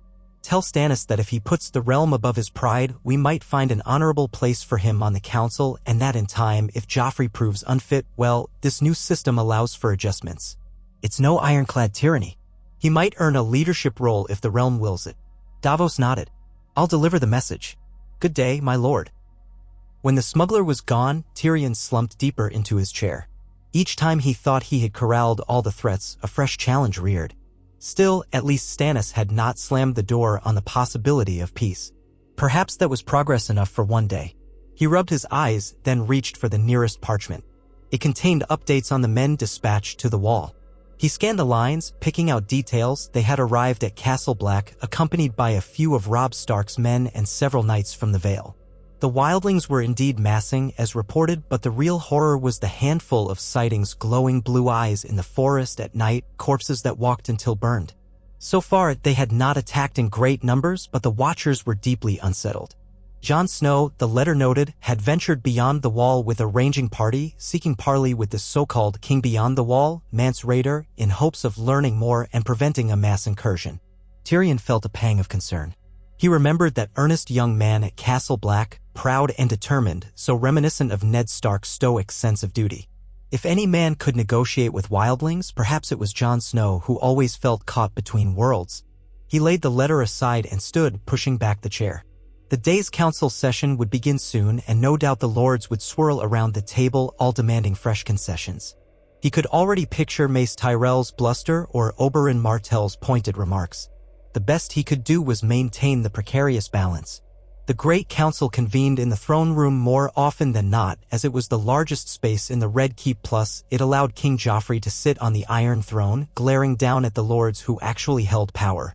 Tyrion suspected letting the boy keep that outward show of authority was a small price to pay for containing him. Better Joffrey seethe on the throne, overshadowed by the council, than roam the city with crossbow in hand. No one forgot how he'd once shot a man on a whim. When Tyrion arrived, the throng of courtiers parted to let him pass. Some sneered, some gave polite nods. He had become the strangest sort of power broker, a Lannister who negotiated with House Stark and House Martell, a dwarf who now shaped laws that might define Westeros for years. He felt their stares, but he'd grown used to that in a lifetime. Climbing the dais, he saw that Tywin was already there, speaking in low tones with Oberyn Martell. A short distance away, Cersei stood with Margaery Tyrell, and the faint lines of tension around Cersei's eyes told him that conversation was not altogether pleasant. He wondered if the two women were forging some brittle alliance or merely circling one another, each waiting for a sign of weakness. A hush fell as the lords turned their attention to the dais. Joffrey flicked his gaze across the assembled. "What does the council have for us today?" His tone brimmed with forced arrogance. The gold circlet on his brow glinted in the torchlight, but it seemed slightly askew, as if mocking him. Tyrion kept his face neutral. Tywin stepped forward first, voice resonating in the hall. "We have a proposal regarding the seat of Harrenhal. Currently, it remains under a partial Lannister garrison, though many of those men are loyal in name only. We require a strong, neutral caretaker to hold Harrenhal and ensure no bandits or lingering cells words disrupt trade along the Trident." He glanced sideways at Oberyn Martell. "In the spirit of forging new bonds, I suggest the council grant Harrenhal to Dorne as a wardship or temporary seat, that it might act as a check on any would-be rebels in the Riverlands." There was a stir in the hall. Harrenhal had always been a cursed seat, but its strategic location made it a coveted stronghold. Oberyn's lips curved in a half-smile. "My lord, you would have a Martell hold a castle in the heart of the Riverlands? Surely that would displease certain lords loyal to House Tully." He seemed half-amused, half-intrigued by the idea. From the front row of onlookers, Brynden Tully, the Blackfish, stepped forward. He had come on Robb Stark's behalf to keep watch on the council. "We River Lords would prefer Harrenhal remain in Riverland's hands. House Tully has suffered enough losses already. If a neutral caretaker is required, perhaps the Vale might be a better choice." Littlefinger would have leapt on that suggestion if he were here, Tyrion thought wryly. But Peter Baelish had not yet returned from the Vale. Rumor had him dancing attendance on Lisa Arryn. Or so he claimed. Tywin's face was unreadable. The Vale is known for its isolation, and we have no confirmation that Lady Lisa will even cooperate. Besides, giving Harrenhal to the Vale places a powerful fortress in the hands of a region known for withholding troops. I see that is no better. A hush. Oberyn's dark eyes flicked to Tywin, measuring him. And so it seems we are at an impasse. A suggestion rose in Tyrion's mind, but he hesitated. This coup. LD be delicate. Then, with a mental shrug, he cleared his throat. My lords, might I propose a compromise? Harrenhal has indeed been under the control of Lannister forces, but it sits in the Riverlands and has changed hands countless times. Why not grant it temporarily to a caretaker chosen by the council but not from Dorne or the Vale, someone with no pressing claim to the region but respected enough by all sides? Oberyn's brows arched. And who might that be? Tyrion glanced among the lords, noting the tension. Perhaps a knight of unimpeachable reputation sworn to no great house. Or a castellan from among the faith. He paused. We have no shortage of smaller houses that have pledged neutrality since the Great Council's inception. Let's select one of them with the understanding that Harrenhal does not become a hereditary seat but is instead held in trust for the crown or the council until matters are more settled. Meanwhile, revenue from the lands can be split among the Riverlords for their recovery and an allotment for the Dornish to assuage their demands for reparation given the unpleasantness in years past. He spoke carefully, mindful that Oberyn might see this as an attempt to sideline Dorne. There was a murmur. Brynden Tully's expression was guarded. Oberyn let out a soft laugh. You are indeed a deft hand at balancing, Lord Tyrion. Dorne does want more than a fraction of Harrenhal's revenues, though. We require a formal apology for the crimes done to Princess Elia and more than that, something symbolic. Tywin's jaw clenched, but he nodded. We have already promised financial reparations and a statement acknowledging the tragedy that befell Elia Martell. Will that suffice, Prince Oberyn? Oberyn regarded him with narrowed eyes. For now. Tyrion suppressed a sigh of relief. One more minor crisis averted or at least deferred. Shall we put my suggestion to a vote? He asked, turning to face the lords gathered. We nominate a caretaker from among the lesser houses who remain unaligned, House Mutun, perhaps, or House Piper. They will administer Harrenhal under the council's oversight with an annual tribute to be split appropriately. Any objections? There were none voiced, though the Blackfish gave a small nod and Oberyn shrugged as if only half invested. Tywin made a note on the parchment before him, indicating begrudging agreement. Joffrey had made a small, angry sound at having no real say in the matter but said nothing. They moved on to other items of dispute, shipping levies in the Arbor, the question of the Westerlands' war debt, the demands from the Stormlands for a seat on the council if Stannis truly joined, and so on. It went on for hours, culminating in a restless hush when another matter arose, the mention of Lord Roose Bolton's position in the north. Robb Stark, departing the city earlier, had left Bolton as a representative, though the man seldom spoke. Bolton had a way of standing in the background, quiet as a ghost. On this day, he stepped forward, pale eyes flicking around the hall. There is an issue in the north, he said in his soft voice. Our scouts report that the Ironborn remain entrenched on several coasts, raiding whenever they can. Lord Balon Greyjoy declared himself king of the Isles and the north. Though the northern host reclaimed Winterfell, there are still pockets of resistance. We require ships to flush them out. The north does not have a strong navy.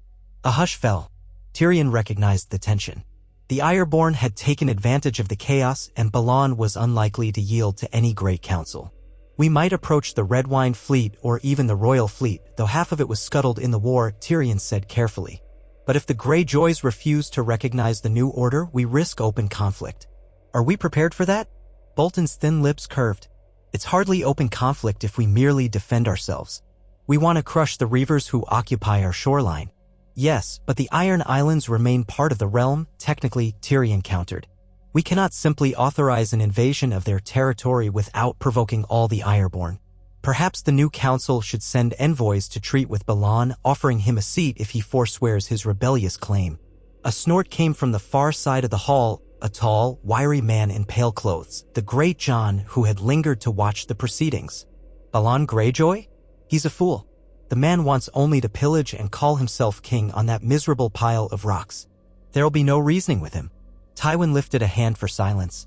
And yet we cannot allow the north to remain under threat of constant raids. Our arrangement requires stability. We must put an end to it. Let us send a formal envoy with an ultimatum, surrender the occupied coasts and accept the Great Council's authority, or face a united fleet from the Crown, the Reach, and the Westerlands. That might persuade Balon to stand down. Oberyn's eyes lit with faint interest. Dorne might also assist at sea. We have ships enough, and we would relish a chance to test them if the cause is just. Attention hovered.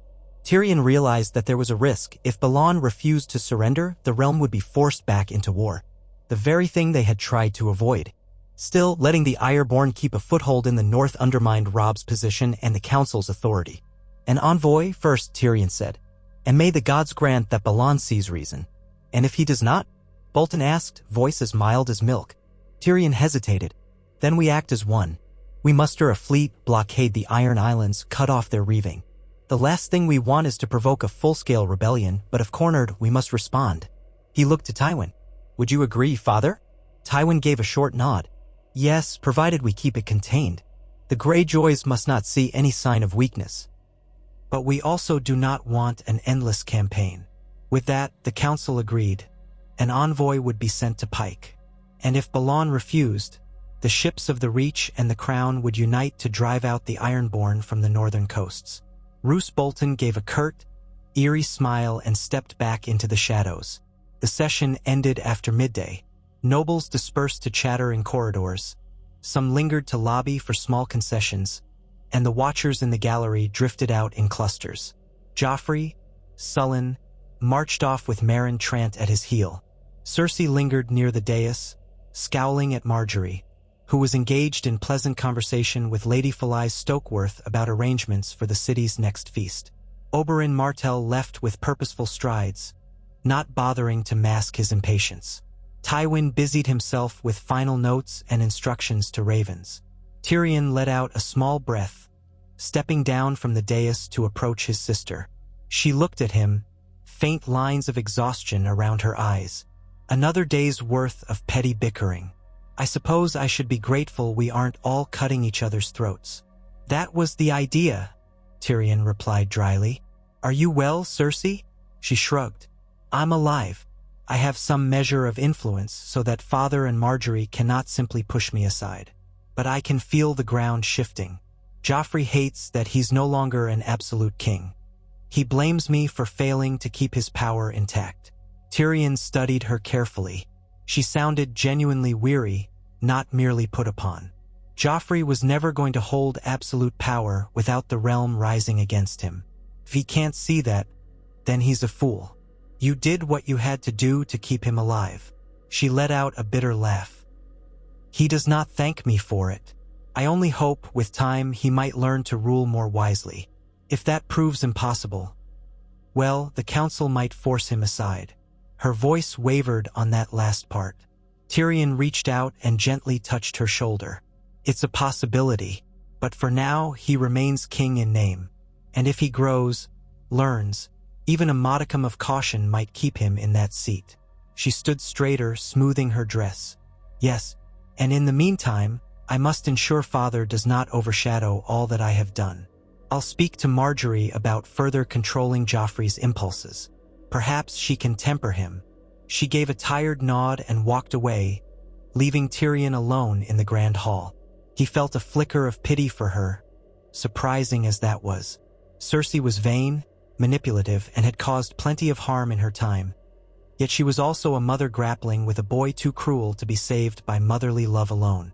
War had forced her to make compromises, humiliations she'd never imagined. Tyrion could scarcely blame her for feeling hollow. He shook off the thought and made for the exit, stepping out into the castle's corridors. He was surprised to see Podrick Payne waiting outside, his young squire, lanky and perpetually earnest. Pod hastened over, bobbing his head.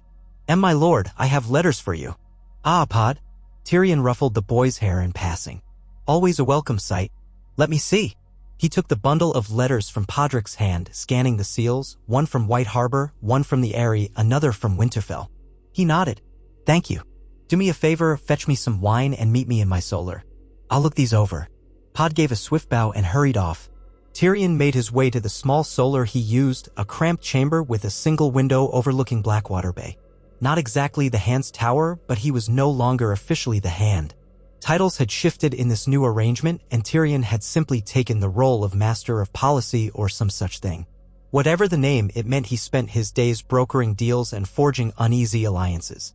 He shut the solar door behind him and moved to the narrow desk. A candelabra flickered with weak, smoky flames. Tyrion lit an extra candle for better light, then broke the first seal, White Harbor. It was from Lord Wyman Manderley, a portly man with a love of grand feasts. His words brimmed with formal courtesy. Lord Tyrion Lannister, I acknowledge the new Great Council and the role of House Stark in the north. White Harbor stands ready to cooperate provided we receive relief from the war's toll. I trust you will advocate for the restoration of trade and shipping routes to White Harbor as we have loyal merchants prepared to supply King's Landing with much-needed fish and grain. Tyrion scanned further. Manderley wanted lowered tariffs, an official seat on the council, or a voice in it, especially once winter truly set in. Reasonable enough? Tyrion jotted a quick note to remind himself to discuss shipping agreements with the Tyrells. Next, the letter from the Eyrie, sealed with the Moonan Falcon. Tyrion slid it open, half expecting some lunacy from Lisa Arryn. Instead, it was from Peter Baelish in his typically flowery style. My dear Lord Tyrion, I hope the sun still shines in King's Landing. The Vale remains cautious but open to negotiation. Lady Lisa is wary of placing young Robert in harm's way. However, she is amenable to allowing the Vale's knights to join the Great Council under certain conditions which we will discuss at length. Rest assured, I am working tirelessly to see we can all prosper in these new times. Tyrion snorted. Peter was always at something. Conditions, indeed. Likely a demand for more titles or coin. But securing the Vale's cooperation was vital, especially if trouble brewed again in the Riverlands or the Crownlands. He set the letter aside, making a mental note to watch carefully for any double dealing. The final letter bore the seal of a direwolf, Winterfell. Tyrion's heart gave a curious flutter. Was it from Robb Stark? He slipped his dagger under the wax, pried it open, and read. Lord Tyrion, I write to inform you of developments in the north. Winterfell's reconstruction proceeds slowly. The Ironborn still harass our coasts, though we are hopeful the Council's envoy might dissuade Balon Greyjoy from further aggression. More troubling, we have had disturbing accounts from men returning from the Wall. Tales of wights and other horrors in the forest. My brother Jon Snow has sent messages urging the North to rally more men to the Watch's cause. I intend to travel to Castle Black in person once the situation with the Ironborn is contained. Our alliances must remain strong if we are to prepare for the worst. Please convey to the Council that the threat from beyond the Wall grows with each passing day. It was signed plainly. Robb Stark, King in the North, an old style, though the Great Council recognized him more as Warden of the North or Lord of Winterfell. Tyrion let out a breath. So the rumors were spreading, and they grew more dire by the day. If only the Southern Lords would truly believe. Some claimed the Watch's pleas were superstition, as if winter itself was enough to conjure ghost stories. Others took them half seriously but insisted they had obligations to tend to first, as if the undead might politely wait until men had resolved their petty squabbles. A knock sounded at the solar door. Podrick pushed it open, carrying a small tray with a flagon of wine and a cup. He set it on the desk, careful not to spill. Here you are, my lord. Thank you, Pod. Tyrion poured a measure of wine. Send word to Lord Tyrell's steward that I wish to meet tomorrow about shipping from White Harbor. Also, please see if you can locate Lord Commander Giles of the City Watch. I'll need to speak to him about some new measures. Pod nodded, though his eyes darted questioningly. Of course, my lord. He bowed and withdrew, leaving Tyrion to swirl the wine in his cup. He drank, letting the taste roll over his tongue. Not quite as fine as Arbor Gold, but decent enough. Weariness tugged at him. The day had been full of tension, and his nights were seldom restful. He kept imagining the realm as a vast tapestry, each thread representing a house or alliance, and every day the tapestry threatened to unravel if one thread frayed too much. He placed the letters in a neat stack and stood, deciding a brief walk in the courtyard might clear his head. Exiting the solar, he made his way down twisting corridors toward the gardens. The Red Keep's gardens were nothing like Highgarden, but they offered a touch of greenery amid the fortress's stone. A hush lay over the path. Ser Bronn, ever watchful, stepped out of the shadows, offering a slight nod. Tyrion gave a half-smile. Bronn, are you enjoying our new era of peace and prosperity? Bronn shrugged. Peace is boring, mostly, but the pay's decent if you stick close to the right people. He smirked. Heard talk that your father might be shipping some gold up north. Maybe there's a job in guarding it. Possibly, Tyrion said. though half the gold in the realm might be demanded as restitution by the time the Martells and Tyrells are through. Come, walk with me. They strolled among the hedges, passing a trickling fountain. A few courtiers sat on stone benches, murmuring in low tones. From a nearby vantage point, Tyrion could see part of the city below the castle walls. Life there continued, messy and precarious. The new shipments of reach grain had reduced the risk of famine, and the city was calmer than before, but it was still a place on edge. Small folk were battered by taxes and the lingering after-effects of war. The Goldcloaks had been reformed somewhat, with new officers less inclined to brutalize the crowds, yet unrest simmered. Tyrion glanced sidelong at Bronn. You're good at sniffing out trouble. Anything new on that front?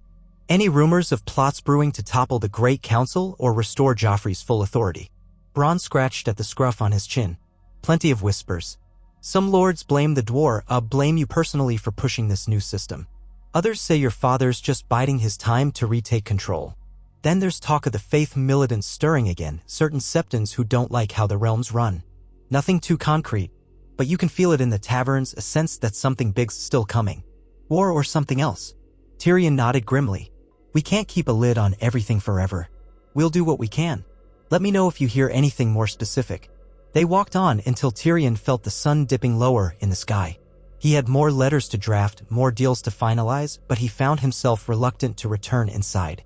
Some small part of him longed to slip away from it all, find a quiet corner of the world. He'd once joked about joining the Night's Watch. Now, ironically, he might have more chance to shape that order from King's Landing than if he were clad in black. At last, he sighed and turned back toward the keep. Another council session was slated for dawn, and if he wanted to be lucid, he'd need rest. Bidding Bronn good evening, he headed to his chambers. As he moved through the labyrinth of corridors, he noticed Sansa Stark at a distance, walking with her maid. She looked thinner, paler than the bright-eyed girl he'd first met. She had refused all entreaties of hospitality, living quietly in a set of rooms near the old Tower of the Hand. Tyrion often wondered if she would ever truly recover from the trauma inflicted by Joffrey's court. But at least she was no longer betrothed to the Boy King. At least she had her freedom of a sort. She caught sight of Tyrion and quickly looked away, continuing on her path. He felt the old pang of guilt and sadness. She likely blamed all Lannisters for her father's death, and who could blame her? He reached his chambers and sank into a chair, removing his boots with a groan. The flame in the hearth sputtered, casting dancing shadows. It had been a day of minor victories and ongoing tensions, which was all too typical of this new era. Tyrion closed his eyes, letting the hush of night seep into him. He dreamed fitfully of ravens swirling in the sky, their caws blending with the sound of battle horns. In the dream, a figure that looked like Jon Snow stood atop the wall, shouting words Tyrion couldn't hear. The wind howled, and far below, an army of pale figures marched forward, eyes gleaming blue in the frozen gloom. Then came a roar of something monstrous. He caught a glimpse of a shape in the sky, vast and scaled, breathing fire. The flames met the icy wind with a deafening hiss. Tyrion jolted awake, heart hammering, breath catching in his throat. Dawn's light crept under the door. He rubbed his face and muttered a curse at his own mind for conjuring such terrors. He rose, dressed, and prepared for the day. If the dream meant anything, he supposed it was a reflection of the rumors swirling across the narrow sea, tales that Daenerys Targaryen had hatched dragons. It might be mere gossip, or it might be that the world was indeed changing in ways none could foresee. Another threat or opportunity. He tried not to dwell on it. Westeros had enough immediate concerns without seeking out dragons across the sea. At the Dawn Council session, matters turned to trade negotiations with Bravos. The Iron Bank had been growing restless about the Crown's debts, and there was talk that Bravos might cut off credit unless the realm stabilized. Tywin, the Tyrell representatives, and even Oberyn recognized the importance of appeasing the Iron Bank. Terms were hammered out with promises of future repayment guaranteed by certain land revenues. It was a delicate dance. No one wanted to give the bank undue leverage, yet no one could afford to alienate it. That afternoon, as Tyrion paused for a meager meal of bread and cheese, he was approached by a court messenger who bowed stiffly. "My lord Tyrion, Prince Oberyn requests your presence in his solar. He says it is a matter of urgency." Tyrion blinked. "Very well. Tell him I'll be there presently." He gathered himself, finishing a final bite of bread, and made his way to the small suite Oberyn had been given. The Dornish prince had insisted on accommodations that allowed privacy from the prying eyes of Lannister men. The pair of guards at the door, both wearing colors of House Martell, let Tyrion pass after a quick glance. Inside, Oberyn stood near a table spread with maps, arms folded over his chest. He glanced up, his expression unreadable. At his side was Ilaria Sand, her dark hair falling around her shoulders. She regarded Tyrion with polite coolness. "Lord Tyrion," Oberyn began, "I've just received word from Dorne. My brother, Prince Doran, has discovered that certain parties in the Stepstones might be mustering mercenaries.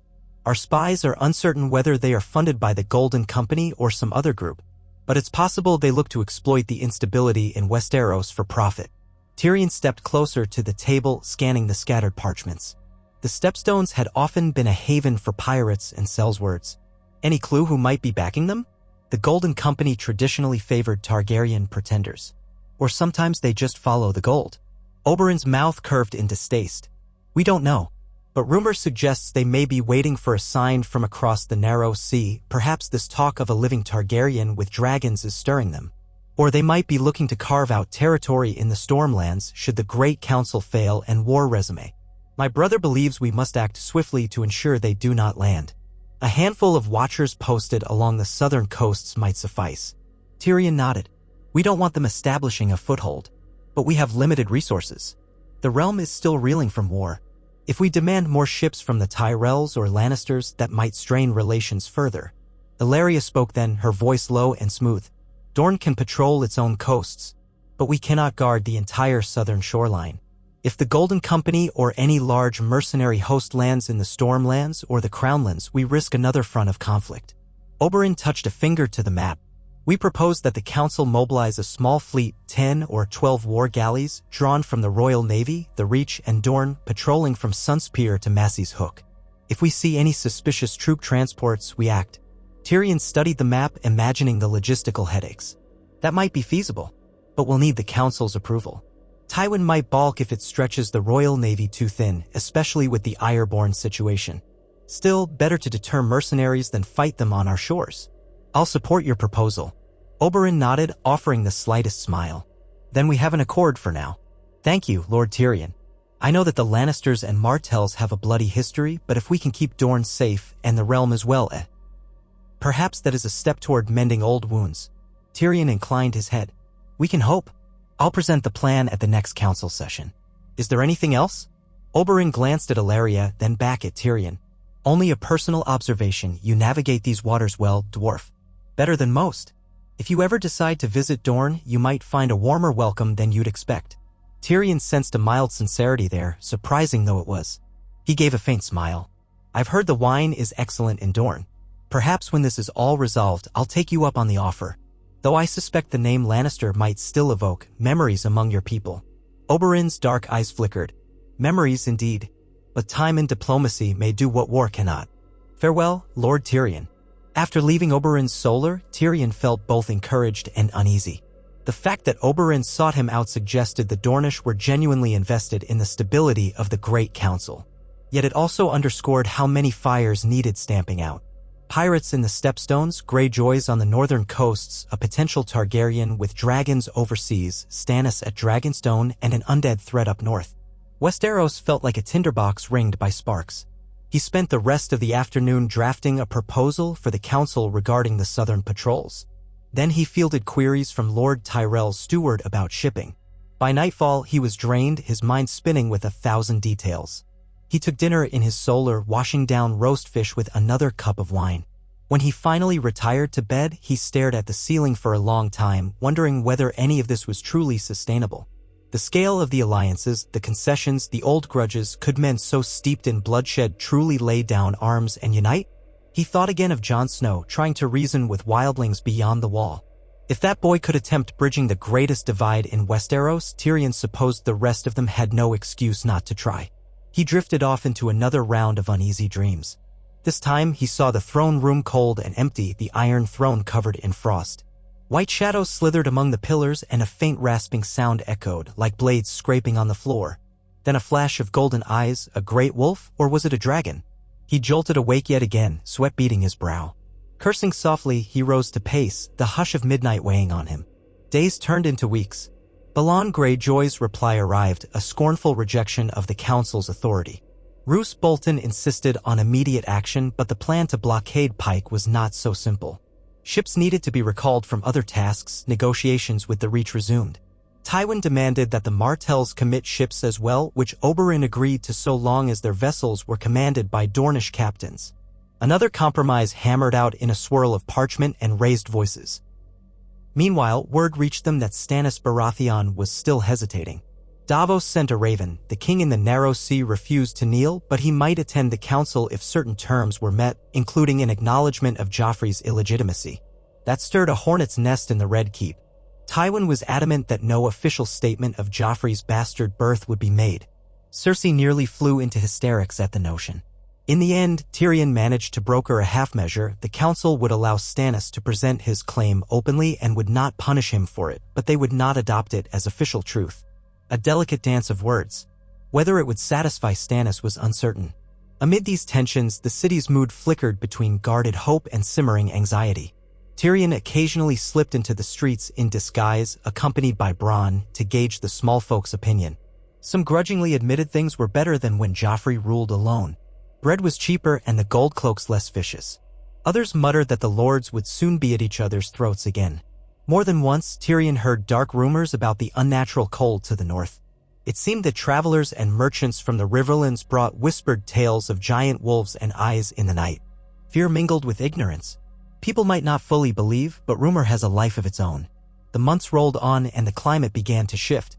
Autumn was giving way and the first real hints of winter's chill seeped into the capital. Not the savage cold of the true north, but enough that King's Landing folk grumbled about needing thicker cloaks.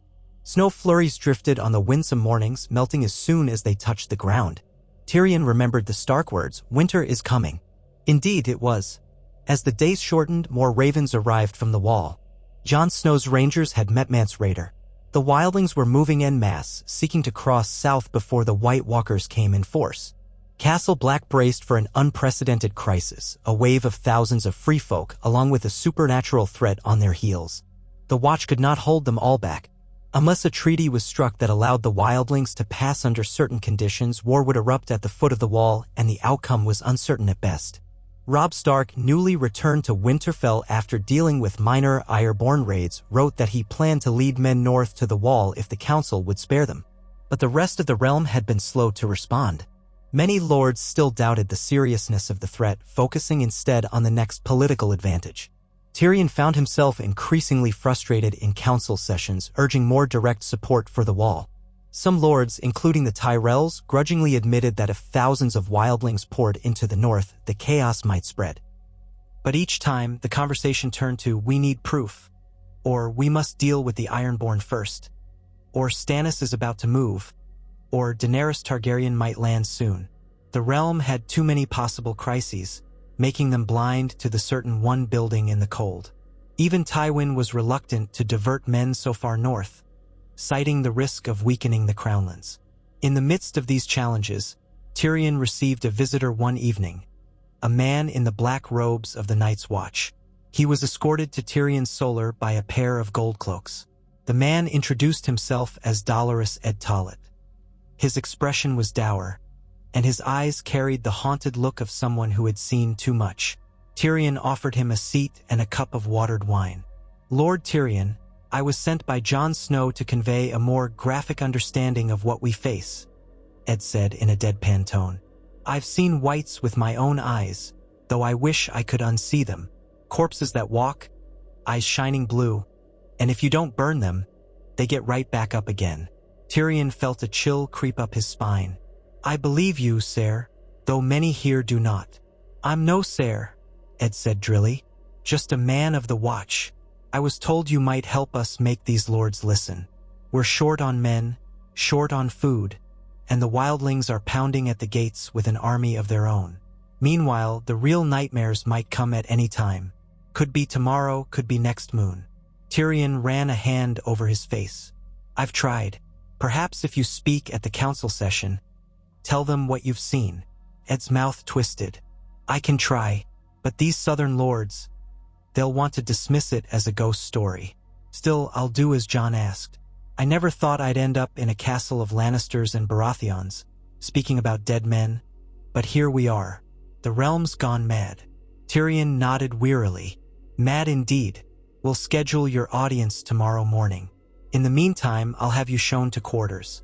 Try not to let Joffrey's presence startle you. He's a child who thinks he's a dragon. Ed gave a mirthless chuckle. If I can face the dead, I suppose I can face him. He stood. Thank you, Lord Tyrion. May the gods help us all. That night, Tyrion wrote letters to Robb Stark, to the lords in the Vale, even to the Tullus in Riverrun, pleading for men to be sent to the wall. He invoked the newly minted treaties, the spirit of alliance. He hammered on the point that if the undead overran the north, the rest of the realm would soon follow. He hoped they would read his words and feel some stir of urgency.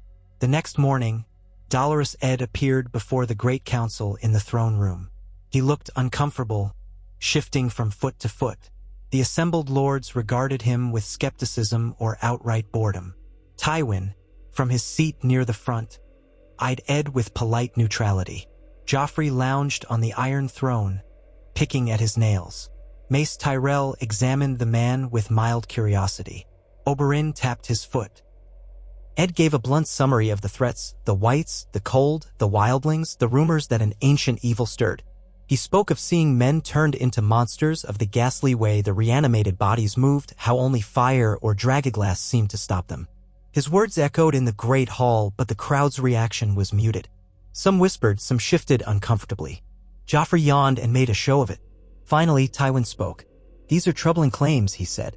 But men's eyes can be deceived in the harsh conditions of the far north. The Great Council recognizes the importance of the Watch. We have already dispatched a small force. Ed cut him off. A small force is nowhere near enough. My lord, the threat is real, and it's beyond anything a small band can handle. If the wall falls, the rest of us might as well dig our graves. A stir of discontent rippled through the assembly at his interruption. Tywin's face hardened. But Tyrion stood, raising his voice. My lords, as shocking as this may sound, consider the cost if it's true. If we do nothing and the threat is real, we doom ourselves. If we send more aid and the threat proves less dire than feared, we lose little compared to the risk of total destruction. This is the time for caution. Roose Bolton took a step forward. The north is not idle. Lord Stark prepares to send men to the wall. But we cannot do so without relief from southern forces to keep the Ironborn at bay. Will the council commit men or not? Oberyn exhaled. Dorne stands far from the wall. If we are to send men so far, we want commitments from the crown that should we face invasion from the Stepstones, we are likewise protected. Everything is contingent on something else, it seems. Mace Tyrell cleared his throat. We are preparing a fleet to deal with the Ironborn, are we not? Let us see the completed first. Then we might have men to spare. Dolorous Ed looked as though he wanted to curse them all. Tyrion felt a knot tighten in his chest. The old bickering, the old priorities. Very well, Tyrion said, controlling his frustration. We must finalize the Ironborn blockade if Balon will not yield. Let us do so quickly so that we can free up men and ships. All in favor? A scattered set of nods. Tywin gave a cold nod. Agreed. The blockade shall proceed. As soon as the Greyjoy threat is contained, we can dispatch more men to the wall. It was a compromise. But Tyrion saw the fear and anger in Ed's eyes. The man bowed stiffly, then left the throne room without another word. Tyrion wanted to chase after him, apologize for the realm's blindness, but it would do no good. All he could do was push forward. If they could quickly choke out the Ironborn threat, perhaps they could mobilize in time. That night, Tyrion retreated to his solar, head pounding. He poured himself a generous cup of wine and paced. It felt like they were balancing on a razor's edge, every crisis demanding immediate attention, none truly resolved. If the White Walkers came in force, the realm might be too scattered and exhausted to mount a defense. Some nights, Tyrion wondered if they should have chosen a simpler path, allowing one king to crush the others and unify the realm by brute force. But then he thought of the bodies in the streets, the thousands who would die, and he reminded himself that at least this new council had prevented the total collapse of King's Landing. Fewer peasants starved under their arrangement than would have under open war. He drained the wine, wishing fervently for a kinder tomorrow, or at least an orderly one. Yet as the days continued, news came that the Ironborn had repelled the first attempts at blockade. The combined fleets of the Reach and Crown were slowed by storms, giving the Reavers time to fortify. Roose Bolton grew impatient, demanding a large-scale assault on Pike, which Mace Tyrell resisted, citing the risk of losing too many ships. Tyrion mediated daily arguments in the council. Meanwhile, more letters arrived from the wall, each more desperate than the last.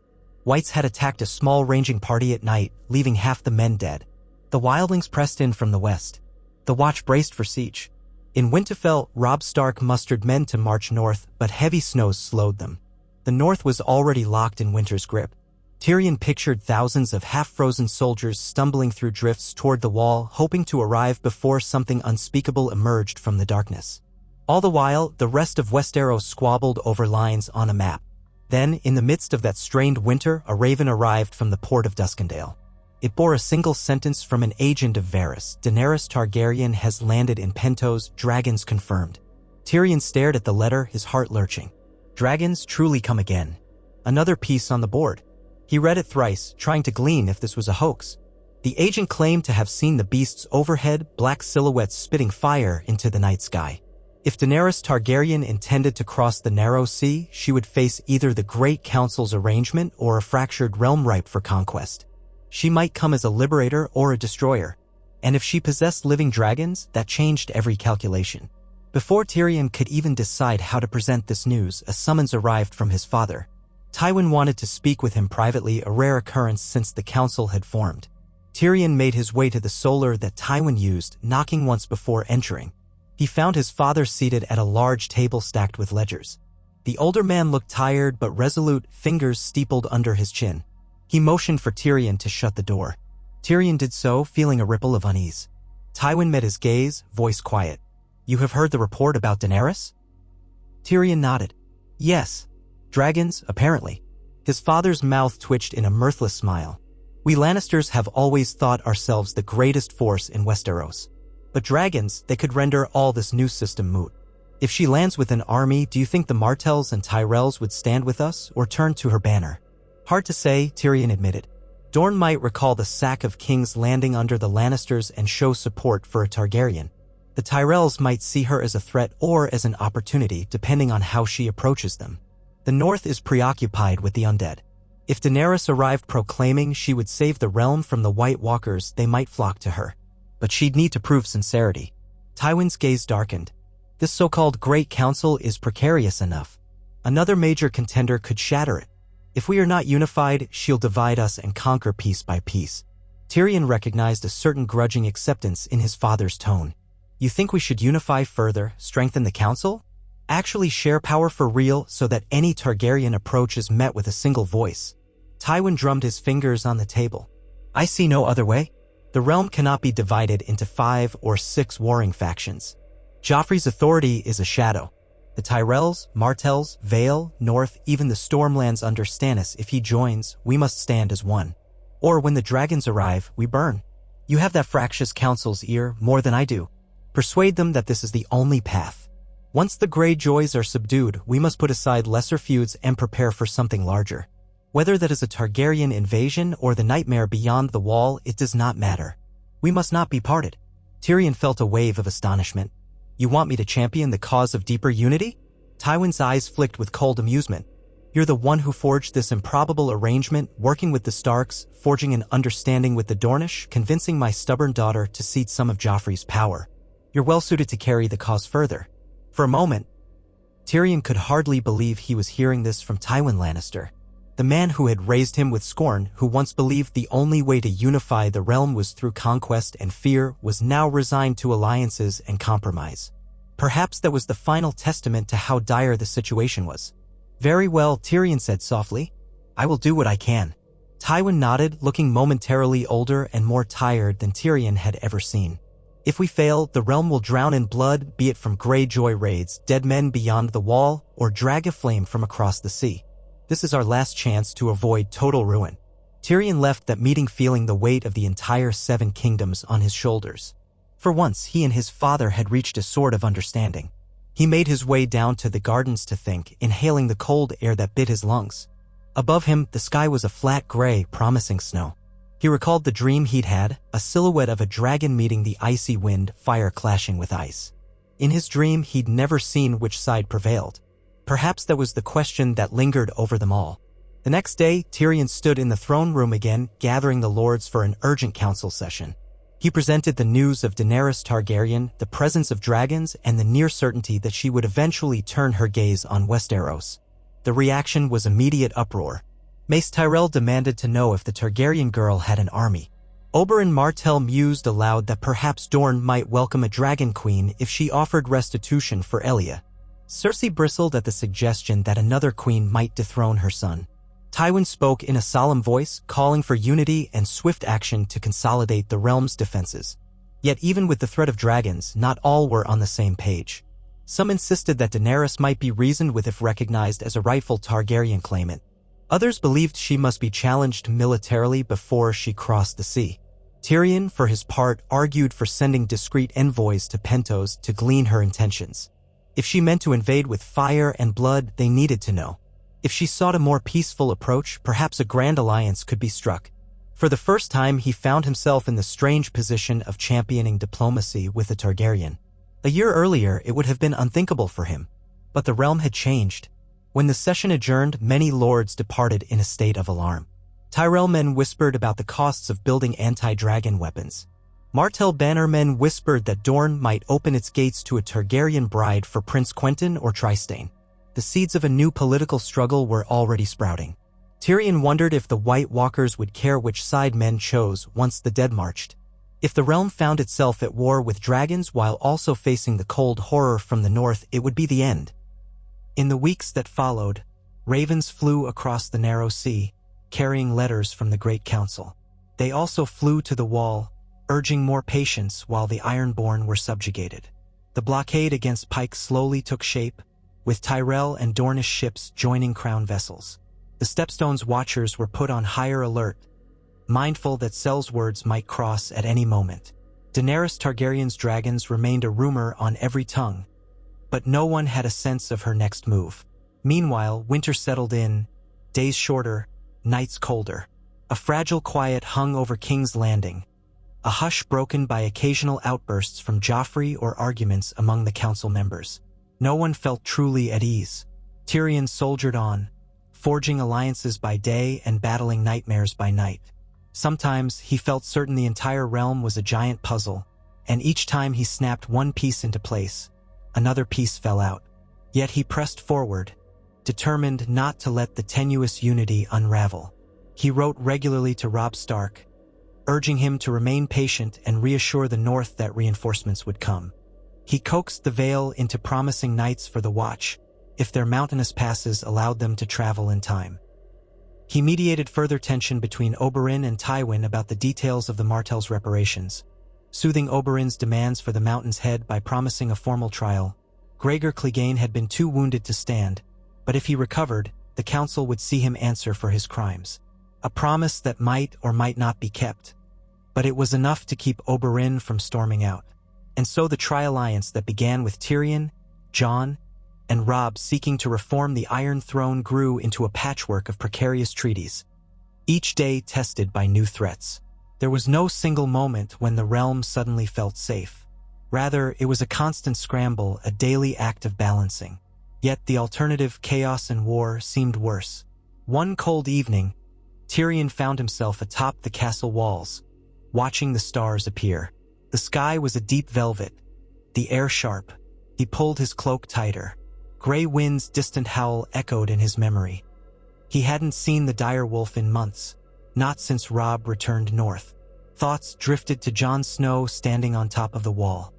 He wondered if Jon was gazing out across the haunted forest at that very moment, scanning for silhouettes that didn't belong among the trees. He felt a presence beside him and turned to see Sansa Stark. She wore a heavy cloak of gray wool, her face paler than ever in the moonlight. He was so surprised to see her approach that for a moment he said nothing. She looked at him, and he realized with a start that she no longer flinched away from him. Something in her gaze spoke of quiet resolve. "Lady Sansa," he said softly, "I didn't realize you took walks on the walls at this hour." She bowed her head slightly. "I needed air. The castle feels so stifling." With all these lords arguing, it's hard to remember what peace even looks like. He nodded. "Indeed. I'm sorry this place holds so many terrible memories for you. If it were in my power, I'd see you safely to Winterfell." She gazed at the city lights below. "I want to see my home again. But there's so much unrest in the realm. Even if I left, the roads are dangerous. And part of me thinks I should stay here to see how this all ends." Tyrion gave a wan smile. "For what it's worth, you're free to do as you wish. No one here would hold you captive. If you ever want my help in traveling north, I will give it." She was silent for a long moment, the wind tugging at her auburn hair. Then she spoke quietly. "I was angry with you for a long time. I blamed all Lannisters for what happened. Maybe I still do. But I see you trying to hold the peace. I see that you're different from them." He felt a pang, uncertain how to reply. In truth, he was as much a Lannister as any, shaped by Tywin's ambition and Cersei's manipulations. But perhaps she saw something else in him. "I'm sorry for your losses," he managed. "Your father, your family's suffering, none of it should have happened." She nodded, eyes glistening with unshed tears. "I know. I can't bring father back. But if we can save the realm from more bloodshed, maybe that's worth something." She drew a breath. "I heard from Robb. He says Winterfell is half in ruins, but they are rebuilding. That's more hope than I expected. Perhaps we can rebuild the realm too." Tyrion found himself placing a gentle hand on her forearm, a comforting gesture. "One stone at a time, Lady Sansa." She didn't recoil. They stood there a moment longer, sharing the silence. Then she turned away, leaving Tyrion to his thoughts. He watched her go, a slender figure with the proud bearing of a Stark, and he felt something in his chest twist, a mixture of regret, empathy, and a faint stirring of admiration for the resilience she carried. The wind picked up, colder still, ruffling his cloak. He looked out over the city one last time, the lights flickering like a tapestry of fireflies. Here was King's Landing, no longer quite the Lannister stronghold it had been, now a seat of compromise. Here was the great experiment he had helped create, a tri-alliance that had grown to encompass more than three, forging a tenuous unity among houses that once thirsted for each other's blood. And beyond it, the realm stretched in every direction, beset by threats that might devour them all. Yet for the first time in living memory, they had a chance, fragile, uncertain, but present. He turned from the walls, heading back inside. Tomorrow would bring fresh arguments, fresh negotiations. Perhaps a new raven from the wall, or a letter from across the sea about dragons. Whatever came, he would face it with wit and cunning, because that was who he was. A dwarf amid giants, balancing alliances, trying to shape a better fate for Westeros than endless war. It might be the greatest gamble of his life. Perhaps the only one that truly mattered. As he walked down the steps into the torchlit corridor, he allowed himself a small wry smile. Winter was coming, dragons were stirring, the dead were said to walk. But at least, for tonight, the city was at peace. He would cling to that spark of hope as long as he could, for it was hope and the unlikeliest of alliances that had carried him this far. And maybe, just maybe, it would be enough to see them all through the dark nights yet to come.